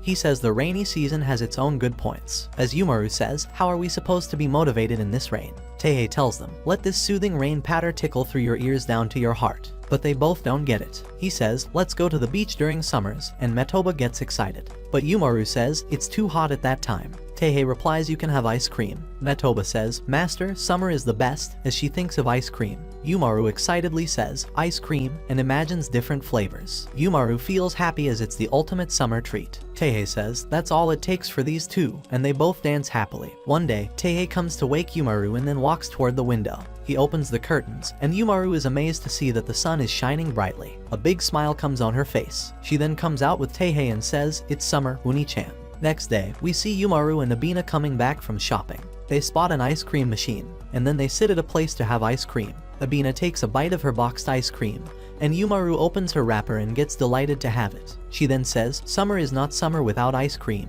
In the next scene, UMR is seen playing a game with Sylphine at the arcade. She takes out 2 prizes at once, impressing Sylphine but dismaying the employees. They both then sit outside to eat some ice cream. Yumaru teaches Sylphine the proper way to eat ice cream, starting by licking the lids, and they enjoy their treats together. Back at home, Matoba fans her master Kamaru as she watches penguins in a cold region on TV. She then says, let's eat ice cream. Matoba is amazed to see a box full of so many flavors. Matoba chooses the mint flavor while Yumaru eats her popsicle. Yumaru excitedly shouts, I got the winning stick, which frightens Matoba and she jumps. She shows, I got the winning stick, and now they both happily enjoy their time together. Later that night, Taehae prepares dessert like the parfait Yumaru once had with Abina at the restaurant. He brings it for her. She drools to see it. It looks so yummy. As they start eating, Yumaru takes a bite, saying it's great. Taehae smiles to see her enjoying it and recalls that his sister is very lazy and selfish, acts completely different at school and home, but she's his one and only sister. Later, he scolds her after finding she eats tons of ice cream daily and even has a cooler. In the next scene, we see a man talking with his family, saying, let's go for a drive. Then he mentions, we have a big car, Dakantia. They all happily agree and prepare to go for a drive. It's a car in which you can take your entire house for a drive. Just then, we realize that it's an advertisement that Yumaru is watching on TV about a car. She dreams of sleeping in that spacious car and her eyes sparkle. She goes to Taehae and talks about buying a car, saying, Bomba told me that you have a driving license. Taehae responds, he and his big mouth. She adds, didn't you promise me to take us to the beach? Let's drive to the beach. Suddenly, Taehae realizes that Yumaru has shown interest in going outdoors, as she's always at home. It's the perfect opportunity to take her out, and he agrees to check out a few cars. At the showroom, the salesman tries to convince Taehae while Yumaru looks at the car. As Taehae talks with the salesman, Yumaru calls him from inside the car. They walk towards her, but it's too costly, costing 3 million yen. Taehae then asks Yumaru, isn't this car too big for just the two of us? She replies, if we go somewhere with our friends, we need more space. Taehae imagines everyone going on a trip together, while Yumaru has other plans focused on her comfort. Just then, the salesman appears, startling Taehae. Yumaru says let's take a drive. As they prepare for the drive, Salesman says, have a safe trip.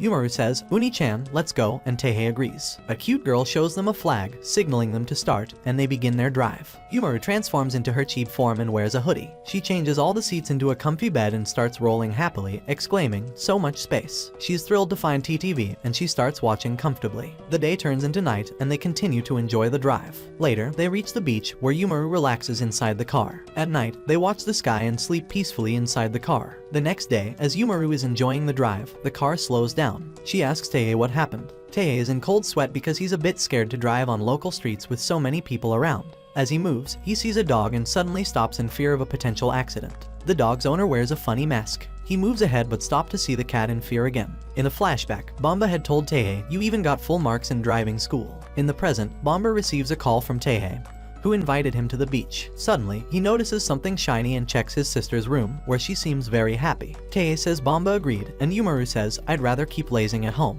Yumaru then asks, which beach are we going to? Teihei checks the closest beach and suggests Inoshima, to which Yumaru says, why don't we go to Hawaii, imagining an enjoyable trip there. She also suggests leaving the hamsters at the pet shop, but Teihei explains that it's just a day trip. Now, Teihei starts packing for the trip, while Yumaru plays with a swim tube and watches him. He mentions that sunscreen is a must and prepares anti-itch cream for mosquitoes. At night, he sets an alarm and suggests turning off the lights for a good night's sleep. The hamsters are asleep, but Yumaru is still awake and asks, it's going to be fun, right, Ani-chan? Teihei replies, yes. The next day, Teihei coordinates with Bomba to confirm that they are ready. Matoba has already reached the meeting point. Just then, Abina appears from behind, calling Matoba and startling her. Teihei ends the call and greets Abina, who blushes as she greets back. Bomba arrives with his car, and Matoba is shocked to see him, as she didn't know that Teihei is friends with him. Bomba gets flustered upon seeing Abina, and Teihei introduces her to him that she's Yumaru's friend. He then notices Matoba trying to hide herself and attempts to talk to her, but she keeps avoiding him. Suddenly, Yumaru appears in her perfect Yumaru look. Bomba takes Teihei aside and asks, who's this hottie? Teihei explains, she's Yumaru, my sister. Bomba is confused, thinking that Teihei has two sisters with the same name and pondering if it's a complicated family situation.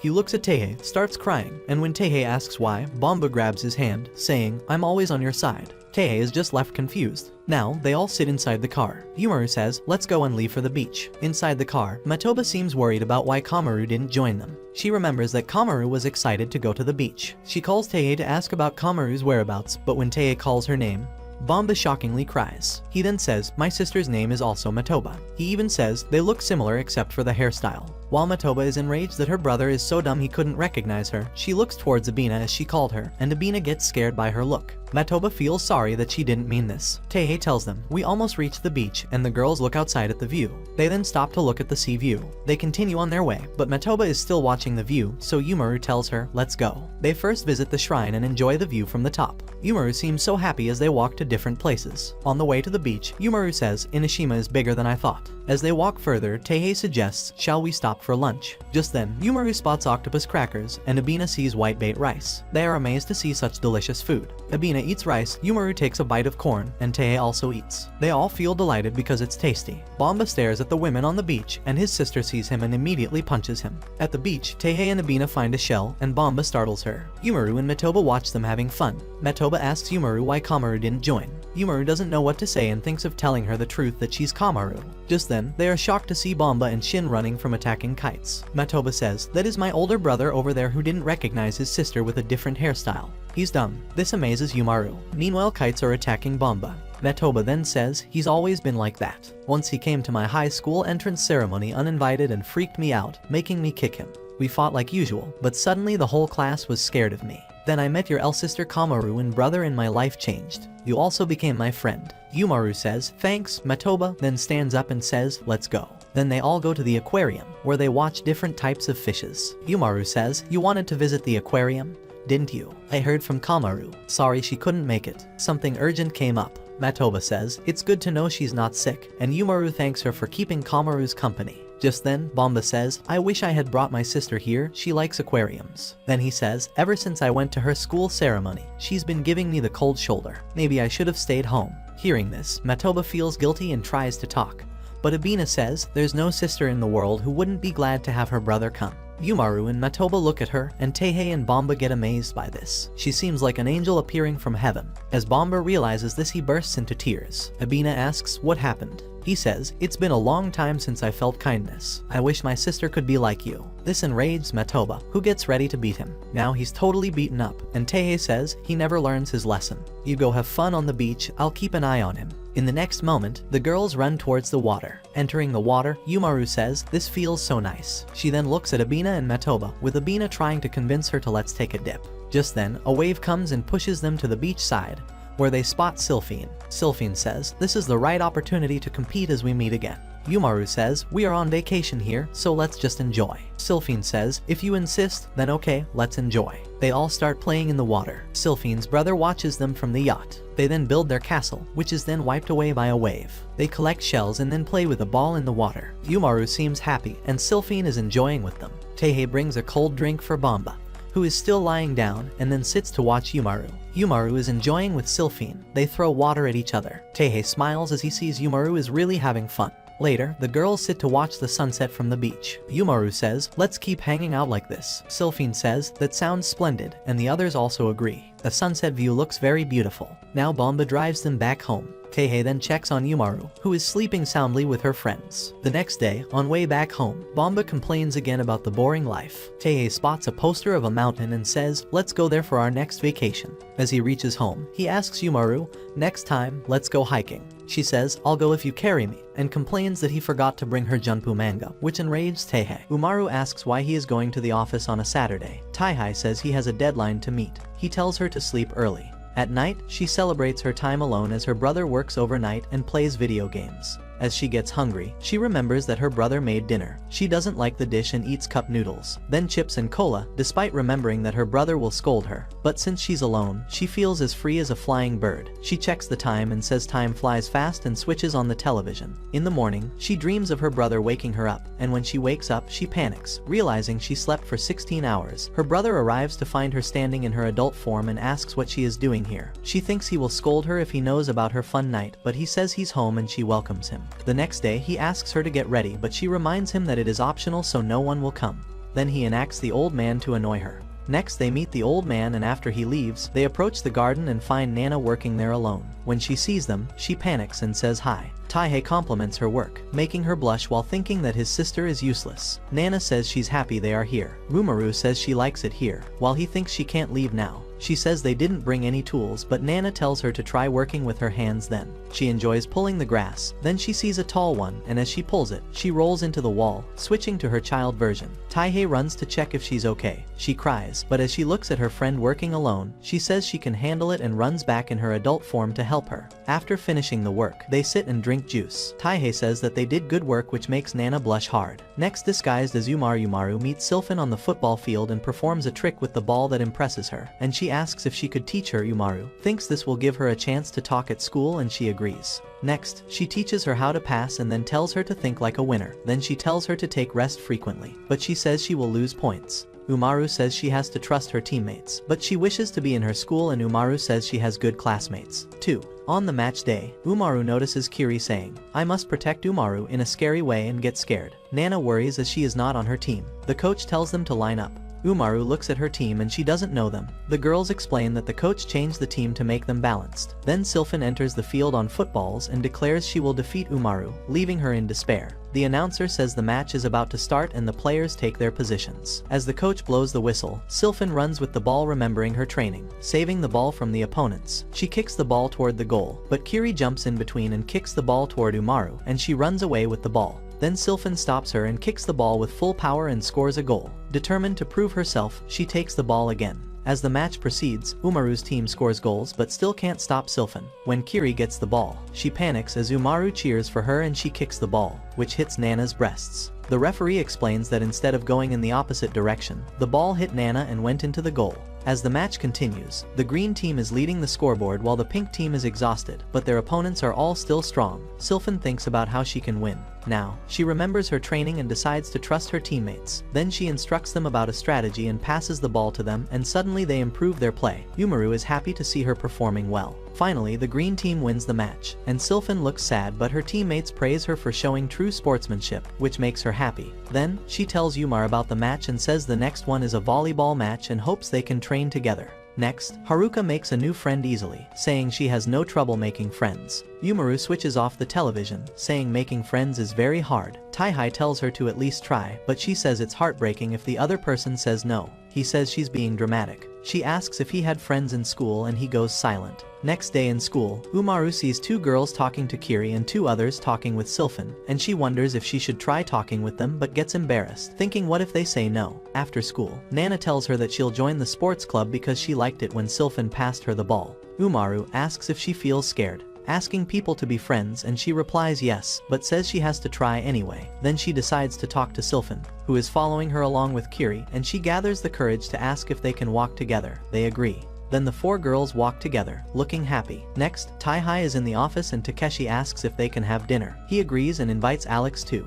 Alex refuses at first, but then comes along to their apartment, where Umaru welcomes them. Alex appreciates the invitation and Umaru wonders where she's seen him before. The 4 of them sit around the dining table waiting for the food to cook when she and Alex ask if they can watch television. Alex is excited to watch his favorite show. She realizes that he is Sylphan's brother, who also loves anime, and she panics. Takeshi says anime is for kids, but Alex says that it is Japanese culture, surprising Umaru. Alex says it's his favorite show and discusses the show's story with Umaru. Then they both enjoy the show's title song. Tai and Takeshi watch them surprised, and Tai is happy that they are getting along. After dinner, Alex leaves, happy to meet Umaru. Then, he says he will bring DVDs next time and she cheers. Tai thanks her for her nice behavior, and while walking home, Alex is smiling. Takeshi says Alex is a weirdo. Alex talks on the phone, saying that he met Umaru and panics when there is no reply. At home, Umaru acts weird while cleaning her ear, saying it feels good. The next day, Tai wakes up while she is still sleeping, and he steps on the ear pick, breaking it, saying he has to buy a new one. Then Umaru shouts as she couldn't find it anywhere, and imagines germs having a party inside her ear as she rolls around the room. Tai finishes his work and leaves early to buy a new ear pick. Takeshi says one's ears itch more after using a pick, and Alex supports him, while Tai worries about her sister. At home, Umaru suffers from itching in her ear when she hears Tai coming back with Takeshi. They bought every ear pick available in the market, and she says she wants to try each one. Takeshi shows a screwdriver pick, saying it moves in all directions in the ear, and a flashlight pick that focuses more on pulling the germs out. Then an interlinked pick that twists inside the ear, and he says she looks happy when Tai asks when he is going to pay him back. Umaru looks relaxed as Tai cleans her ear. Takeshi asks which one is best, and he says he can't say. Then he says his mother cleaned his ear when he was a child, and Tai agrees. He asks if he can do his ears, but he declines. The next day at school, Umaru hears girls talking that Umaru's brother is an actor and her father is German. In the market, Umar wonders who is spreading the weird rumors about her when Sylphan makes a dramatic entrance. Sylphan wants her advice, and Umar wonders why she suddenly opened up like this. Then Sylphan invites her to her big house, leaving her surprised. Sylphan jumps on the stepping stones and she follows her. As they move forward, she looks around, wondering how big it is, and then she sees multiple anime posters and figurines. Sylphan tells her to go downstairs. She thinks she's going to trap her, but instead it's a big library where they can study for the test, which freaks her out as Sylphan doesn't know her true identity. Sylphan says she will beat Umaru, not knowing that she is in front of her. Then she thinks that if Sylphan scores full marks, and she reveals she has a library at home, and the girls will start talking about her. She laughs and they start talking about rumors. At home, Tai returns from work to see Umaru sleeping in a messy room, and he shouts at her. Next day, he gets ready to clean the house, while she asks if he can do it alone, but he tells her that it cleans the soul. She is confused, and he says he cleans every day, but the room is dirty because she's lazy and careless. She argues that if there is nothing to clean, he will be sad. Then, he gives her cleaning training. Rule 1 is to arrange things. She should arrange all her books and keep them in the bookshelf. After arranging, many objects didn't have a place, so he tells her rule 2, store extra items. She should keep extra books in boxes. She asks about video games and DVDs mixed together, and he asks why she does that. Then she asks about extra objects. Then comes rule 3, throw them away, and she asks how she can throw her things. But he dramatically says that to maintain the natural order, some things must meet their end. Then, she shows him the cleaning guide with all the rules, but he acts like he didn't read it. After cleaning, the room looks nice and clean, and she starts jumping on the bed while he wonders if she can keep it clean. Next, she gets bored playing one game and switches to another, placing the DVD in a different case, then remembers what her brother said. As the room is clean, he is sad and tells her she can keep the room messy. Then she makes a circle on the calendar saying they're going to watch a movie. At the mall, she, Nana and Kiri see Sylphin standing in line at the theater. She walks to her. Sylphin shows her the popcorn, but she says they decided to eat first. Seeing the popcorn, Nana says they should watch the movie and they decide which one to see. Umaru suggests a movie with 5-star rating. Nana says she's thinking the same, but Sylphin has already picked a movie. Nana says she'll be embarrassed to watch that movie, while Sylphin says it will be fun. Inside the movie hall, Sylphin finds the seat comfortable. Nana asks about the popcorn, while Umaru thinks she never imagined they would be here together. As the lights dim, Kiri gets scared and says she'll be okay. When the movie begins, Umaru's inner child pops out saying she will solve the case. Then she sees Sylphin sleeping, who watched the related show all night. Suddenly she hears the hero reveal that the food was poisoned. Nana gets hungry and her stomach growls during a bomb blast scene. As the movie ends, Sylphin wakes up. Nana is still hungry. Kiri is no longer scared, and Umaru enjoys the movie. Next, Umaru as Komaru and Kiri sleep after eating chips with cola. Kiri dreams of her brother disturbing her, and she runs after him. Then the doorbell rings, waking them. It's Alex, who brought a new video game, Young Boom. Then he calls her sensei and asks about Kiri, who panics. She introduces them. They start playing the game and Alex explains the rules, that they play the role of multiple girls, all with famous voice actors, and they have to make choices for them to proceed further. Kiri doesn't know how to react until Umaru calls her, and she replies with a weird smile. For a character, Alex says that this girl is shy, which makes Kiri remember the day Umaru walked up to her, and she tells him to choose option a while. Alex picks option C, so they decide to try both options. But Alex is shocked as Kiri's option levels up the character. That day Umaru approached Kiri to thank her for playing with her sister, and they became friends. Next day she plays a new video, whose commercials are everywhere. She wants to complete the game in a day, but Taihei reminds her to take breaks. When he returns from work, he finds her still playing. She says she can't find the rare items and has been playing for the last 10 hours. He remembers how she plays a new game for a few days and then she gets bored of it. She continues playing the game at the dinner table, before going to bed and even in the toilet, which makes him angry. On his way to the office, he finds the game's posters on the walls, and trains and sees people obsessed with the game. He even finds that Alex is also addicted to the game. On his way back, he asks Nana how to quit a game, because a coworker is addicted to it, actually for Umaru, but she doesn't play games and tell him that it's hard to stop something you like. Then she apologizes for talking too much and he thanks her. The next day, Taihei also buys the game. Umaru is happy as he says it looks fun and she asks him to play together. After playing for an hour, he tells her to stop playing. She disagrees, but he says he wants to play it for a long time and goes to prepare lunch. She stops playing too. Then they eat lunch, watch television and fall asleep. After a month, they complete the game and he hopes she will stop, but then they see a commercial for the game's second part. Next, Takeshi tells her a story about Demon Taihei, from whom everyone was scared back in high school, as he always scored 100 in every test, which Taihei himself didn't even know.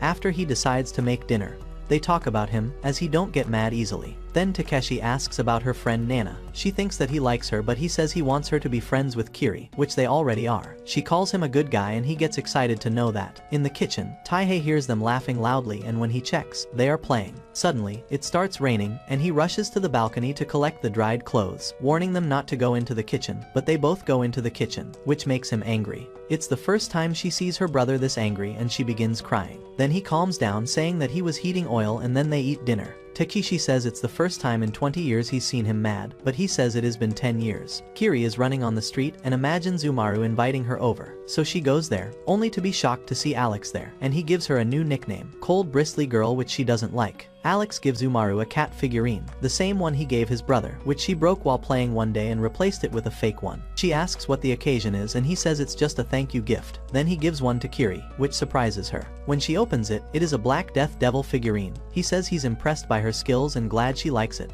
but she did not want to accept it. But when she hears that Umaru likes it, she plans to give it to her, then changes her mind and walks home with it. When she reaches the dumpster, she wants to throw it, but then she remembers she never received a gift from anyone. And even if she doesn't like Alex, Umaru likes it, so she decides to keep it. Next, a burger is shown. However, it's an advertisement for McDonald's, and Umaru wants to eat a burger. The next day she keeps thinking about it. When the group is going home, Sylphin asks if they can go somewhere and she loudly says burger. Sylphin says burgers remind her of Germany, and they decide to eat them. Then they go to McDonald's. Kiri thinks one can only come here with friends and they went in. Siplin suggests ordering a combo meal and they sit at a corner table. as she takes a bite. Umaru remembers eating a convenience store burger with fries and cola alone at home, but eating it with her friends in a restaurant. She enjoys this true high school girl experience. Her friends like it too. Then Nana says she likes it and they look at her stack of burgers. That shocked her. Sliffen asks her if she's going to eat all of them, but she says she will put them in the freezer. Umaru reminds them to eat before the burgers get cold and they happily eat.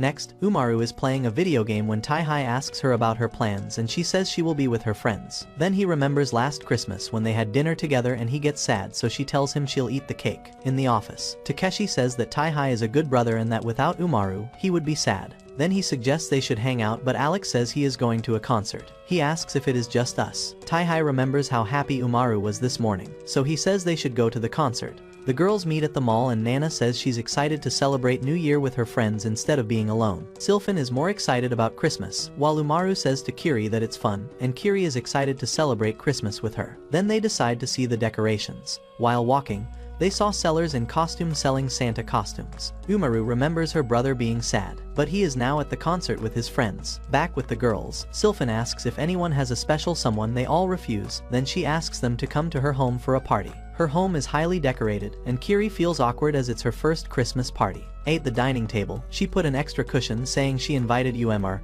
and girls wonder who she is. Then she tells them that Umar gave her this badge. Umaru wonders if she promised to come over as Umar Sylph. Finn tells them the story of how Umar was her first friend and taught her how to make friends. Now she is happy to have them as friends. She tells them how she and Umar spend time playing games, shopping, and having fun. Then she falls asleep on the dining table, and the girls decide to leave after writing notes for her. Kiri walks alone while Umaru and Nana walk together. Then Umaru receives a message from her, which was sent 2 hours ago, and she decides to return as Umar this time, leaving Nana alone. As Nana walks home, she meets Taihai and they walk home together. A child calls them a couple, making them blush. Then she apologizes for making him walk her walk, but he says it's fine. Then she remembers Sylphin's advice about regret and says she has to tell him something. Sylphin remembers when she was in Germany and met Santa to ask for some Japanese friends, which made him silent. Then, she tells Alex about it and he laughs, but she says she needs some friends she can talk to. Then he tells her she can make friends online and that he is going to Japan for high school. She gets sad knowing he is going to leave. Later, a message from her brother's friend makes her interested in a video game, which Santa gifts her, and she gets happy and wakes up to see the notes her friends left for her, saying they enjoyed the party. This makes her happy. Then someone calls her and it's Umar in a Santa costume who wishes her and apologizes for being late. Next day, Umaru and Taihai wake up and wish each other a happy new year. Then he gives her her allowance, and she says it's awesome. While having breakfast, he hands her a second envelope. She becomes suspicious as she get 2 envelopes, but she's happy, saying it's like the offer: buy 1 bowl of ramen and get 1 for free. And her internal voices discuss among themselves why her brother gave her 2 envelopes. One says he will give her 2 envelopes every year, but the others are not happy and they start fighting. Next, she watches her brother washing dishes when someone rings the bell. Taihei opens the door and Nana wishes him Happy New Year. They blush, remembering the Christmas night, and she asks about Umaru, but he lies that she's still sleeping, making her more suspicious. Then he returns to the room, but can't find what he is looking for. He tells her that Nana is going shopping and she quickly changes the topic. In the office, Takeshi wakes up to find Taihei missing from his seat. Alex says he's in a meeting. Next, while walking, Umaru discusses her brother's strange behavior with Nana, saying he's not scolding her like before, but she blushes, saying that he's kind, and then she acts weird. At home, Umaru wonders what is going on with her brother, and remembers all the times he helped her, realizing he is actually kind, and assumes that she's been bossy and selfish. When he returns from work, she acts nicely and invites him to sit with her, but he says he's going out of town for a few days due to a project, which makes her sad, and she begins to cry, saying she'll be alone. But when he says it's only 2 weeks, she stops crying and he says she will make the room messy while he's gone, and they start arguing with each other.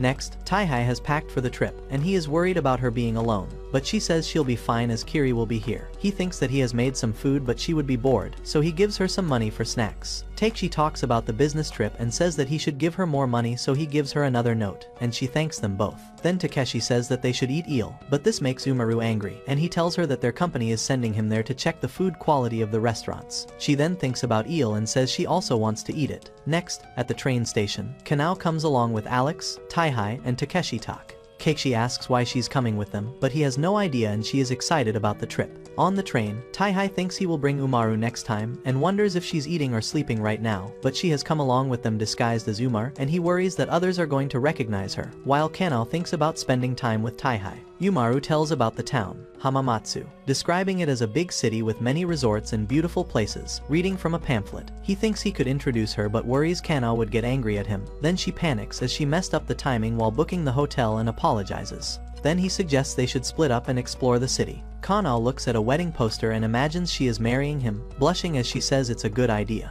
He then walks up to Umaru and tells her to return home after eating eel. He says it's early, so they should visit some places first and she's excited to do so. Then they visit the Arch of Lucky Stars, where people touch it for good fortune. Then he says, maybe it's for couples, and Umaru asks about Kanao. He says she's his boss. Then she asks why he calls her by her first name, saying it's strange. He reveals that he, Takeshi and Kanao are school friends and that she's the daughter of the company's CEO. He says she is a hard worker. Umaru asks if they are lovers. He says no, and asks if that's why she came here. She says she's here to eat eel. They go to a restaurant to eat eel and she likes it. Then he suggests that she eat it with soup, and she says it's good, and he smiles, saying he is glad they are here. In the evening, he tells her to return home safely, and she wishes him good luck. At the restaurant La Diamond, they arrive early before their time. Next, the boys dress up as chefs and are assigned to peel potatoes by the head chef. The head chef says they are going to follow his orders here, while Kanao watches them from outside the kitchen. On the train, Umaru reveals that at the train station, she saw her brother talking to Kanao and felt jealous. Next, on Christmas night, when he is walking with Nana and stops at a restaurant, saying that they should come here with Umaru.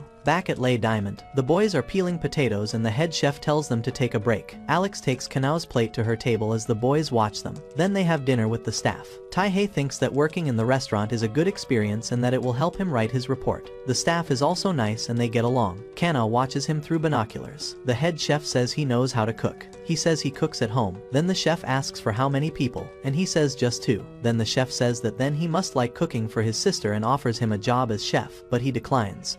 At home, Umaru and Kiri play a video game. He says he's grateful to learn from the chef, which embarrasses him, and he says his name is Koichiro Ebanata. Keiichi says it's same family name as Nana, while he notices the same hairband she wears and remembers her telling him about her brother, who left home to be a chef. He wonders if he is Nana's brother. Next, they return from the trip and Kanao is sad that nothing happened.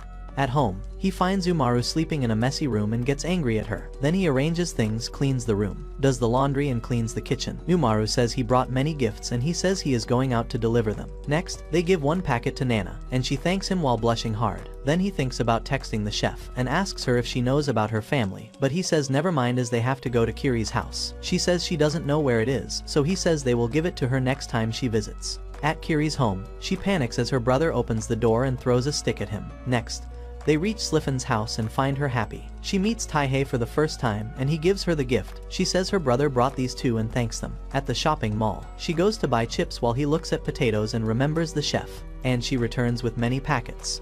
At home, she enjoys playing video games while he drinks coffee happily. After a while, she looks at him and begins to cry, saying she was sad because she was all alone at home.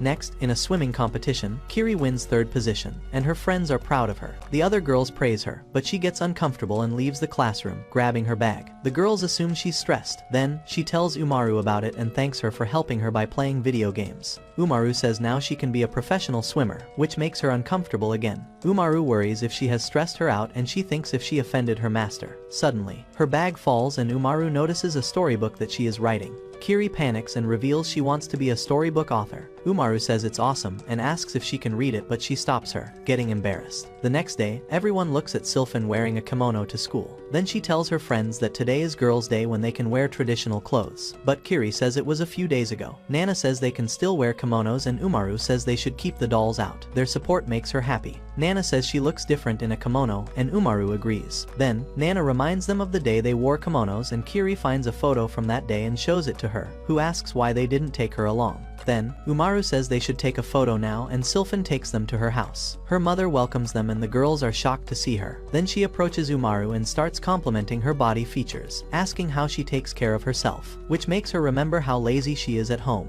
Then her mother takes them to a special room, where Sylphin says that her mother once won a kimono fitting competition. The girls are impressed and notice that she shares the same energy as Sylphin. Her mother asks them to get ready as she spins Sylphin, like a spinning top. Umaru says Nana's family lives away, so she can't meet them often, and Nana says she misses her mom. Then Sylphan's mother helps her put on a kimono, and then moves at super speed to change their outfits, and they all look good. Then her mother shows them the doll collection and Sylphan asks them to have lunch. Her mother asks them to pose for photos and they happily do so. Then they enjoy the food and Umaru says her mother is amazing and young, but she says she's not young and her mother stops her from speaking. At home, Kiri draws another picture of Umaru and next day shows her the book and she likes it. Kiri apologizes for not being able to capture her cuteness, but she doesn't understand what she's saying. Then she asks her to model for the drawings, and she gets shocked, but later poses which embarrasses Kiri. Umaru says being a model is hard, and Kiri tells her to act normally, but she says she can't in front of her and says that she can be invisible. Next, she acts normal, eating chips, playing and being lazy. At night, while she sleeps, Kiri continues to draw, but she can't capture her emotions and begins to doubt herself. Then, she decides to watch her more closely and freaks out when she sees the adult Umaru, which wakes her up and Kiri wonders what just happened. Just then Tai-Hai returns from work and Kiri quickly hides her things from him. He gives her a packet of chips, telling her to eat them later, and Kiri notices her big smile. He asks Kiri for dinner, but she gets embarrassed and says she has to go home to draw another picture of Umaru. Next day, she sleeps while Tai-Hai reads the newspaper and asks if she wants to go to a new restaurant, but she declines. Then he goes to the supermarket alone, worrying that Umaru is becoming lazy and should spend more time with her friends. Then he runs into Nana, who is also shopping alone, and she reveals she is going to the new restaurant hoping to see her brother. Then they notice Kiri daydreaming, and she tries to disappear quietly, but Nana stops her. He asks why she's buying pens and she hesitates if she should tell them. Then Nana remembers her getting scared and says they are for schoolwork. He says that it's spring break and both girls panic. Then Umaru sees them together and calls them. She asks what they are doing on a nice day. She then asks Kiri about the pens and she denies it, getting super embarrassed. Nana says that they use them in class and he notices that Kiri is uncomfortable and Nana tries to change the topic. Then he compliments her, which makes her blush. Next, they go to the new restaurant, and Nana is still blushing from the compliment, and Kiri realizes that Nana likes Tai-Hai. At home, Umaru can't sleep because of the heat and asks Tai-Hai to switch on the AC, showing him a sweaty photo from last night.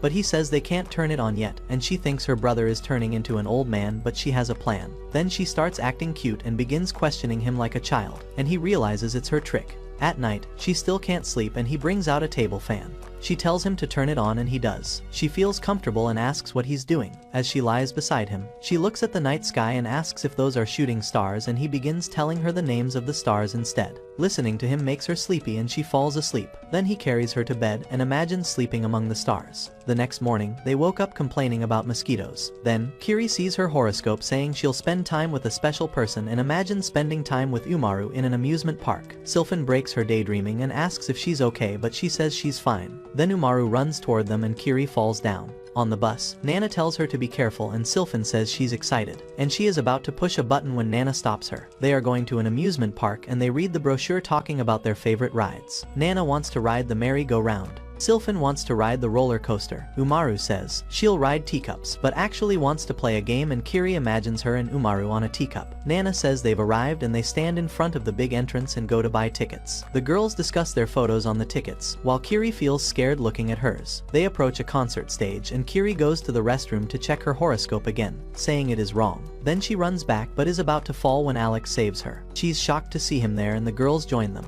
Umaru wonders why he's here. Then he gives them a pouch he got from the concert and leaves. Nana says he's nice and asks Kiri if she met him before, but he refuses and Umaru thinks why she's lying. Then they decide to ride the roller coaster, which they enjoy. Kiri wants to ride the teacups with Umaru, but Sylphan says they should ride another roller coaster. It's a long line and after some time, an instructor tells them they can't ride it. While walking back, Kiri thinks she's unlucky and decides to stay quiet. Then her hairband breaks, ruining her hair, and she shouts, attracting everyone's attention. Then Umaru takes her to the Ferris wheel, where Alex's gift saves her hair, and she panics as she's alone with her. She says she's boring and cursed, which is why no one wants to be friends with her, and starts crying, saying they won't hang out with her again. But Umaru says they're having fun. Then she sits beside her and says they'll ride the teacups next, which makes her happy. Next, the girls ride the teacups and enjoy themselves. At home, Taihei can't believe her sister is getting an award and tells her to be good, but she says it's a waste of time. The next day at school, every girl talks about her getting an award. Kiri congratulates her first, then Sylphan asks why they're sad. Then they remind her of the day she announced she would get the highest score and considered Umaru her rival.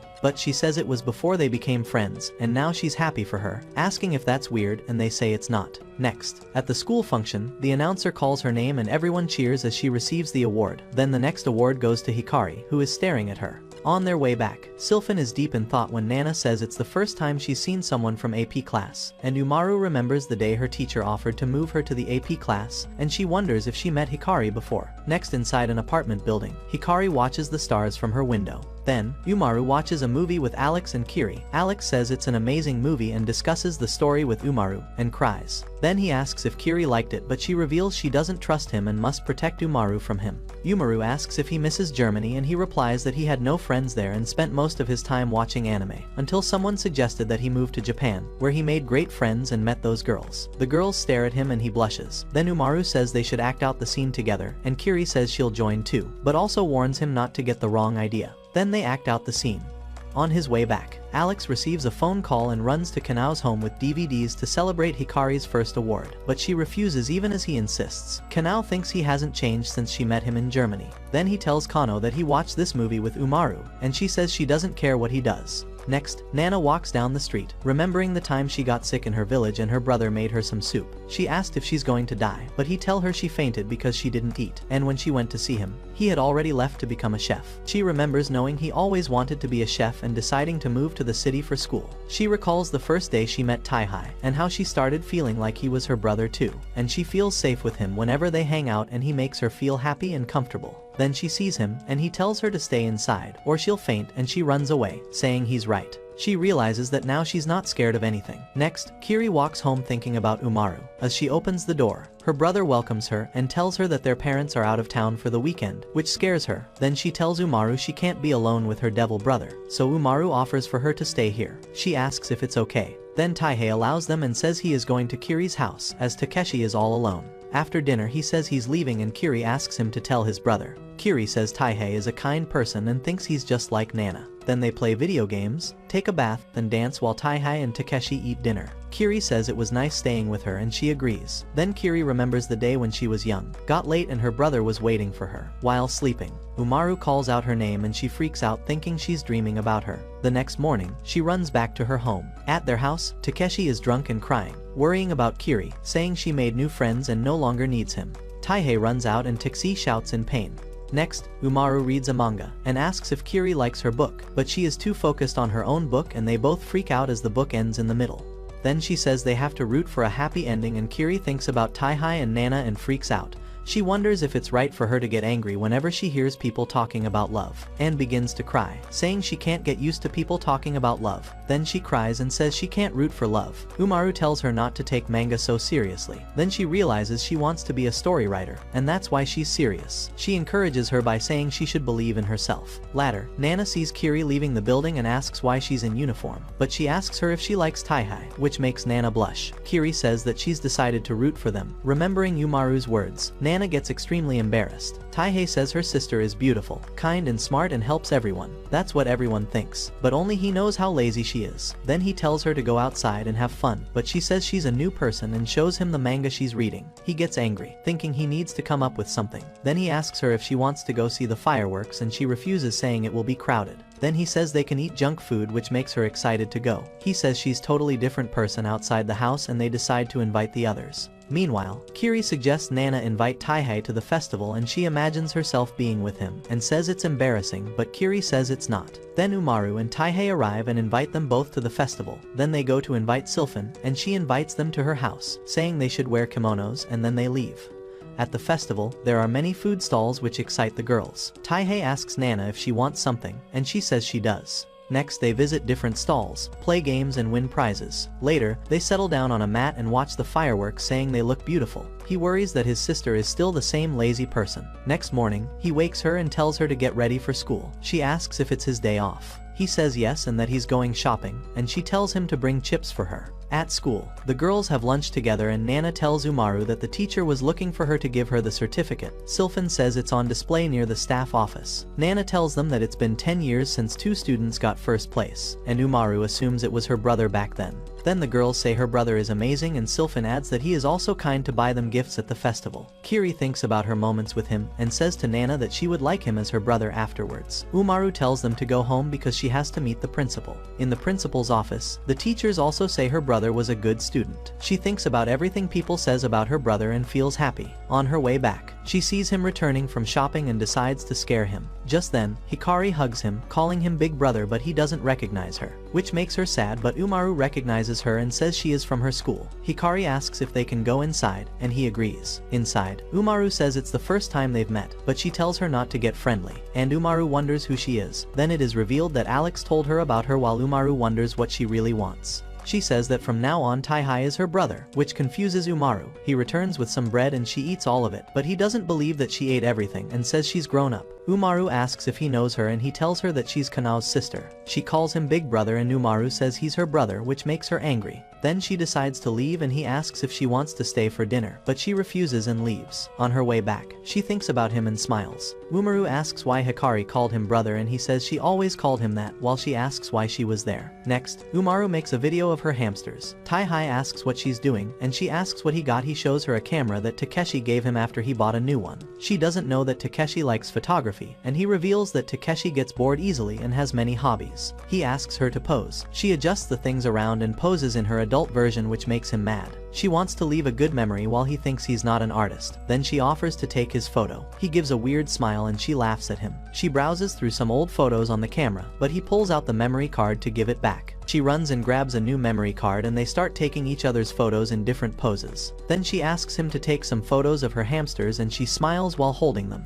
He remembers when Takeshi told him to take his old camera to take her pictures and store some memories. He smiles, realizing it is a good idea. Then she suggests going out and he agrees. Outside, she asks him to pose and he looks around awkwardly. Then she says they should drink cola first. In the office, he gives Takeshi the memory card and laughs, looking at his photo. Next, in the market, Uemer and Sylphan find their usual place closed, so they decide to go somewhere else. Then they go to an old departmental store, use the escalator, then run up the stairs and go to the rooftop arcade. They play games and have fun. Then Umaru tells Tai-Hai they should go there too, but he says it's closing down because it's old. Next, the girls go to the store again, and she says that they will miss hanging out there. Sylphan says that when they grow old, places like this store will remind them of old times. Umer says this store is not closing. A few days later, she sees the store being torn down and quietly leaves. At school, Nana asks if the plot in front was vacant before and Sylphan reveals it used to be an old amusement park. Then Umaru realizes she knew the store was closing and wanted to go there. Then they decide to go to the amusement park the next day. Umaru says things don't stay the same forever, but memories never change. Next, Nana visits Umaru's house and starts blushing as Tai-Hai opens the door. She says she brought rice from home.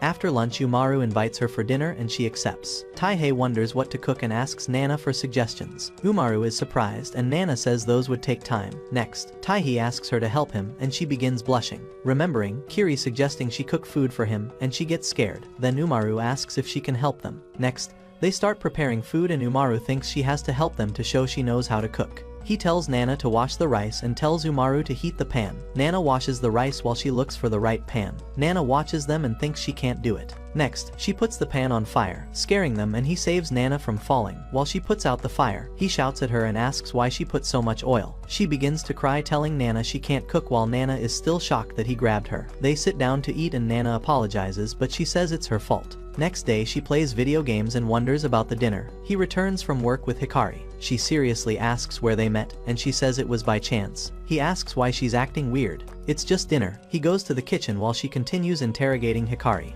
Hikari says it was a coincidence, but she says it wasn't. He wonders why she's acting strange. They should be friends. He puts the pan on the table and says he'll make pancakes, thinking it will bring them closer, but she says she will make the pancakes and fails. Then Hikari tries and burn them, so he shows them how to make perfect pancakes and they like them. While he will eat the pancakes they made, Hikari confesses. She lied so she could have dinner with him, and he says it's fine. Then Umaru takes out the award she left there, and Hikari thanks him, which makes her angry. He asks why they are yelling. Next, Umaru plays with her hamsters, and he tells her not treat them like toys, saying they can die from stress, so she should make them feel comfortable. Kiri visits them and looks at the hamsters, asking if she lets them out, but she says she won't and repeats that pets can die from stress. Kiri adds that fish also get stressed in aquariums. Next, Nana greets the hamsters, and at night, Takeshi and Alex visits. Later, Yumer tells them she's leaving. The next day he tries to feed them but they turn away. He asks what happened. Then Umaru returns from school and starts playing video games and takes them out of the cage, asking if they are stressed. Then they bring their ball to play with them, and when Taihei returns, he gets angry at her. Next, Umemer and Sylphin are in the gaming arcade where everyone is watching Umemer's trick to get the snacks, and the shopkeepers are shocked by how smartly she does it, and people cheer loudly. When they step out, she asks Sylphin where they should go next, and Sylphin invites her to her house. She thinks she has already seen her living room and library, so it should be fun to see a new room. They are now in Sylphin's room, filled with awards, toys and photos of them together. Sylphin brings snacks and Sprite to watch anime, which makes Umer think they are very similar to how she eats chips and cola at home. She gets excited to watch anime, and they poured their drinks, chose the anime, snacks and chocolates. She likes mushroom chocolates, while Sylphin likes normal ones. Sylphin then suggests playing Poke Game. She knows it's a couple's game and gets embarrassed. Sylphin is excited to play, but she says they can only play that game with a special someone. Sylphin says she's her special friend, which makes her panic and shout. Sylphin gets sad. Umer apologizes for raising her voice, but she says it's her fault for getting too excited. Umer thinks it is lonely to be alone in a room, and says they watch anime together instead, which makes her happy. As she switches on the television, a girl in the show says to play the Poke Game. Sylphin gets curious about the game while Umer panics, after seeing how the game works. Both of them get embarrassed, and Umer says that's exactly why they can't play it. Next, Hikari joins Taihei and Umaru for dinner again, and he brings curry naan. The girls like it. He asks Hikari if Kanao knows she's here, and she lies, but he already knows that Kanao has no idea about it. Umaru says it's bad and her sister might worry and asks him to call her. Hikari refuses, but he says he should call her, and Hikari begins to cry, saying her sister is working overtime so she came here to eat. He says it's fine, and Umaru remembers how sad she feels when he comes home late and tells her to eat. After dinner, he asks if he can walk her home, but she refuses and asks if she can come again, and he says whenever she likes. Then Umaru warns her not to come every day, and she agrees. Then she walks home alone sadly, thinking about Taihei, then suddenly jumps excitedly on the globe. Just then, Kanao arrives and gets angry. Then she jumps and hugs her, welcoming her back. Kanao angrily asks if he went out, and she lies, but Kanao knows that she will just go out again. Elsewhere, Taihei wants her to be nice to Hikari, and she says she will try. Next, while walking in the market, Sylphin stops in front of a closed beauty shop. Umer asks if she ever been here, and she says no. Then they sit under a tree. Sylphin doesn't like it when shops close. Umera knows that she likes old buildings and asks why she loves old places so much. She says she loves nostalgic things. Then she says Germany doesn't have many old places, and when she was little, her favorite was a gaming arcade near a lake. Umer asks if they can go there, and she says she doesn't know if it's still open, but Umer says they can go and see. Next, on the train, she says she'll be sad if it has changed too much, but Umer tells her not to worry. When they arrive, Sylphin finds everything just as she remembers. The buildings, the shops, even the shopkeepers. Then they go to the arcade where Sylphin sees a young girl running to her brother to look at the boats. Umer suggests going to the lake, and Sylphin says cool. Then they see people boating, and Sylphin remembers the first day she came here and didn't want to leave. Umamer notices her silence and asks if she's okay, but she says they should ride a boat. Umamer says it sounds fun, and she thanks her for coming with her, and Umamer says it's a great place. Sylphin remembers boating here with Alex. The next day at school, the girls talk about their tests. Umaru doesn't feel good, and Nana says she's going to fail all of them. The girls try to cheer her up, but she keeps worrying. Then Sylphin suggests studying in her library. They go to her large library, and Umaru has to act like it's her first time there. Sylphin calls their study session thrilling. Then Kiri asks Nana about her weakest subject, and Nana says all. After studying for a while, they check her notebook and say she's doing well and will score more than 80%. Umaru says she's overthinking too much. She works hard but gets scared of scoring low marks. She says that she loses track of time during tests and feels like running home. Then they suggest ways to stay calm. Umaru says to think about something you like. She imagines every student as Taihei, and her face turns red in embarrassment. Kiri says she imagines the classroom full of vegetables vegetables. While she apologizes for wasting their time, but they tell her not to cry, saying as friends, it's their job to help her. Seeing everyone happy, Nana remembers her first day at school when no one talked to her. She notices Kiri sitting quietly, and leaving before she could speak to her. She left the classroom. Then she saw Sylphan dancing around, and when she talked to her, she called her grandma and challenged her, which made her think about what she was good at, eating rice. But she can't do it here. Then Umaru entered the class and everyone was surprised by her beauty, and Sylphan challenged her too, and she wondered if she could become friends with them.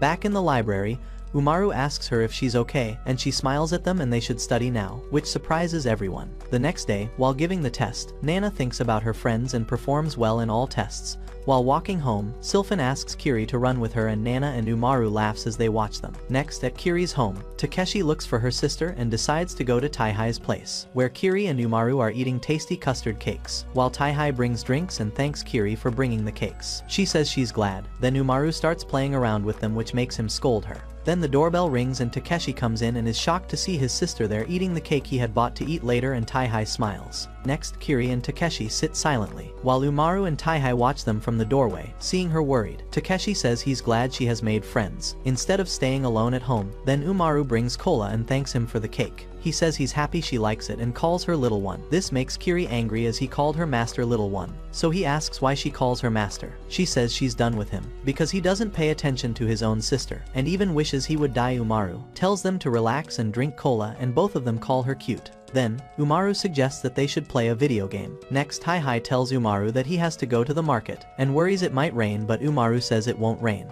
At the supermarket, he goes through his plan. He has to buy groceries, then go to the bookstore, take money from the ATM, and should return home by 4 p.m. First, he goes to the bookstore to get Umaru's magazine and see Kiri there, but she panics and runs away, leaving him shocked. Outside, it starts raining. He wonders why she always runs away when she sees him. Then he sees her standing outside and says Umaru was wrong about the rain. He approaches her again and she gets scared. Then he asks if something is wrong, but she says she's fine. Then she admits that she wants to be a story writer, and she comes to the bookstore to research, and she's not smart like him. But he tells her that she's great and he studied hard in high school without ever knowing what he wanted to do. She reveals she's writing a book about her master, because she makes her happy and wants to share that feeling with everyone. And he tells her to keep writing. Just then, Umaru arrives with 2 umbrellas. She was worried as he didn't have one, and he is glad she brought an extra for Kiri. He says it's good to take a different path and remembers that he forgot her magazine, which makes her mad. Next, Kiri tells Nana that she has a new plan for bring her closer to Taihai, which will not fail. Umaru asks if everything is okay and they say it's fine. Then Taihei says some pro skaters are there, but Nana is scared. Kiri imagines Nana skating hand in hand with Taihei while she skates with Umaru, but Sylphan joins them saying she's excited and ready to have fun. Kiri thinks everything will be fine. Then Sylphan and Umaru start skating, but Nana is scared and Taihei don't know how to skate, which ruins Kiri's plans. Then Umaru takes his hands while Kiri teaches Nana, but she falls down and Kiri tells her to relax her body. But Taihei worries he would get hurt. Umaru says Sylphan skates like a professional, but Kiri says Umaru is better. Then Taihei holds Nana's hand and she panics, sliding into the pro area. On their way back, Nana thanks Kiri for helping her skate. Next, at her apartment, Kanao cooks dinner, which scares Hikari. Then Hikari joins Umaru and Taihai for dinner. She says he cooks better than her sister who burned the dish. He says he knows how Kanao cooks. Then she gets scared and tries to say something, but Umaru says she needs bread. Then she asks if Hikari said something, but she says no. After dinner, Hikari remembers her sister will worry if she gets late and imagines him walking her home. Then they look at the stars and Umaru asks their names while Hikari stares at them. He remembers that he once told her the names of the stars. Hikari says that when she was young, she was mostly alone and her sister scolded her for eating sweets, but brought her soft toys that she liked. Then one day Taihei came with her sister, and they met for the first time, and she noticed that her sister liked him, so she asked him to stay for dinner, and while her sister was cooking, he told her the names of all the stars. In the present, Hikari hugs him and Umaru gets jealous, and they start arguing about who should leave first. Finally they say goodbye to Hikari. Umaru says see you later, and Hikari smiles. Next, on a cold day while going to school, Umaru suggests holding hands to warm them, while Sylphan says that being close will also keep them warm, and they start singing a song on the road to distract their minds from the cold weather. At home, Taihei asks what she wants for dinner and she says she wants pizza. However, they don't have a brick oven, but she says they can just order pizza from a shop. But he wants home-cooked food, but she argues that it is not better than a tasty pizza. This fires him up to prove to her that homemade food is tastier and better. She gets scared seeing him working faster than he usually does in the kitchen and laughs weirdly. Just then, Alex and Takeshi arrive for dinner. Alex is excited to eat homemade food and Takeshi says Tai-Hai cooks the best. Tai-Hai announces that he made okonomiyaki, the Japanese version of pizza, but she still wants to eat pizza. Takeshi says they should have chicken, while Alex says they should have seafood, and Tai-Hai says he wants natto. But Takeshi and Alex are fixed on their sides, so they ask Umaru to decide, and she says they should start with seafood and mix it with meat, making both of them happy. Tai-Hai asks Umaru to try flipping it while they cheer for her and she does it successfully. They are excited to try the new mix. He cuts a piece and puts it on her plate, and they all watch her reaction. She says it's awesome, and the guys also like it. On a Saturday night, she asks him to buy a new game for Christmas, but it's expensive. She says it's a limited edition, and he says he'll think about it. Then he informs her that he will work on Sunday and she invites Nana over to discuss evening plans, but Nana says it would be fun if their friends could join them. She agrees and says her brother will be happy to see her, which makes Nana blush, and Nana says she's happy too and she bought them gifts. But she realizes she forgot to buy him a present. Nana says they can go now.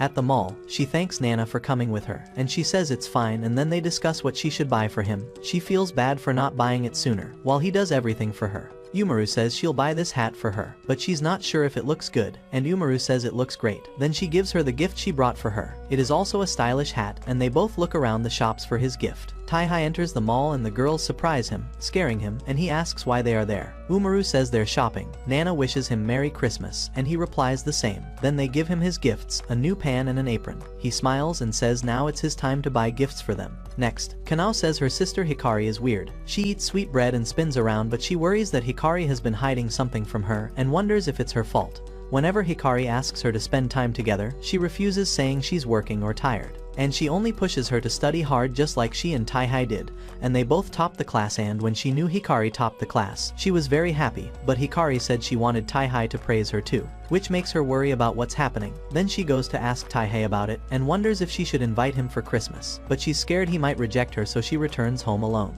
Hikari welcomes her and she asks if they should celebrate Christmas by watching a movie, but Hikari asks if it will be like last time when she watched the movie alone while she slept. Next, the girls wish each other a happy new year and thank Sylphan for inviting them over. Sylphan says she likes celebrating New Year in Japan and likes to rest all day, but her mother tells her not to ruin the kimono, and Umaru thanks her for the kimonos. Then Sylphan's mother asks them to eat food, and after eating, Sylphan says they should do more activities. Nana says she likes playing this game and flying kite. Sylphan says she likes the puddle, and Nana says she plays it at home and she asks her to teach her. Then Kiri tells her all the rules, while Umaru and Nana wait for their turn. Sylphan says they play in teams. She pairs up with Umaru and Kiri teams up with Nana. As they begin the game, she shoots it toward the ground thinking it will bounce, but Kiri says she has to do a penalty. Then Kiri gets scared to paint Umaru's face, so she says a one-on-one game as a penalty. Then she and Sylphan play, and soon all of them enjoy playing the games, painting their faces as penalties, drawing, playing dice, cards games, and eating snacks and smiling together.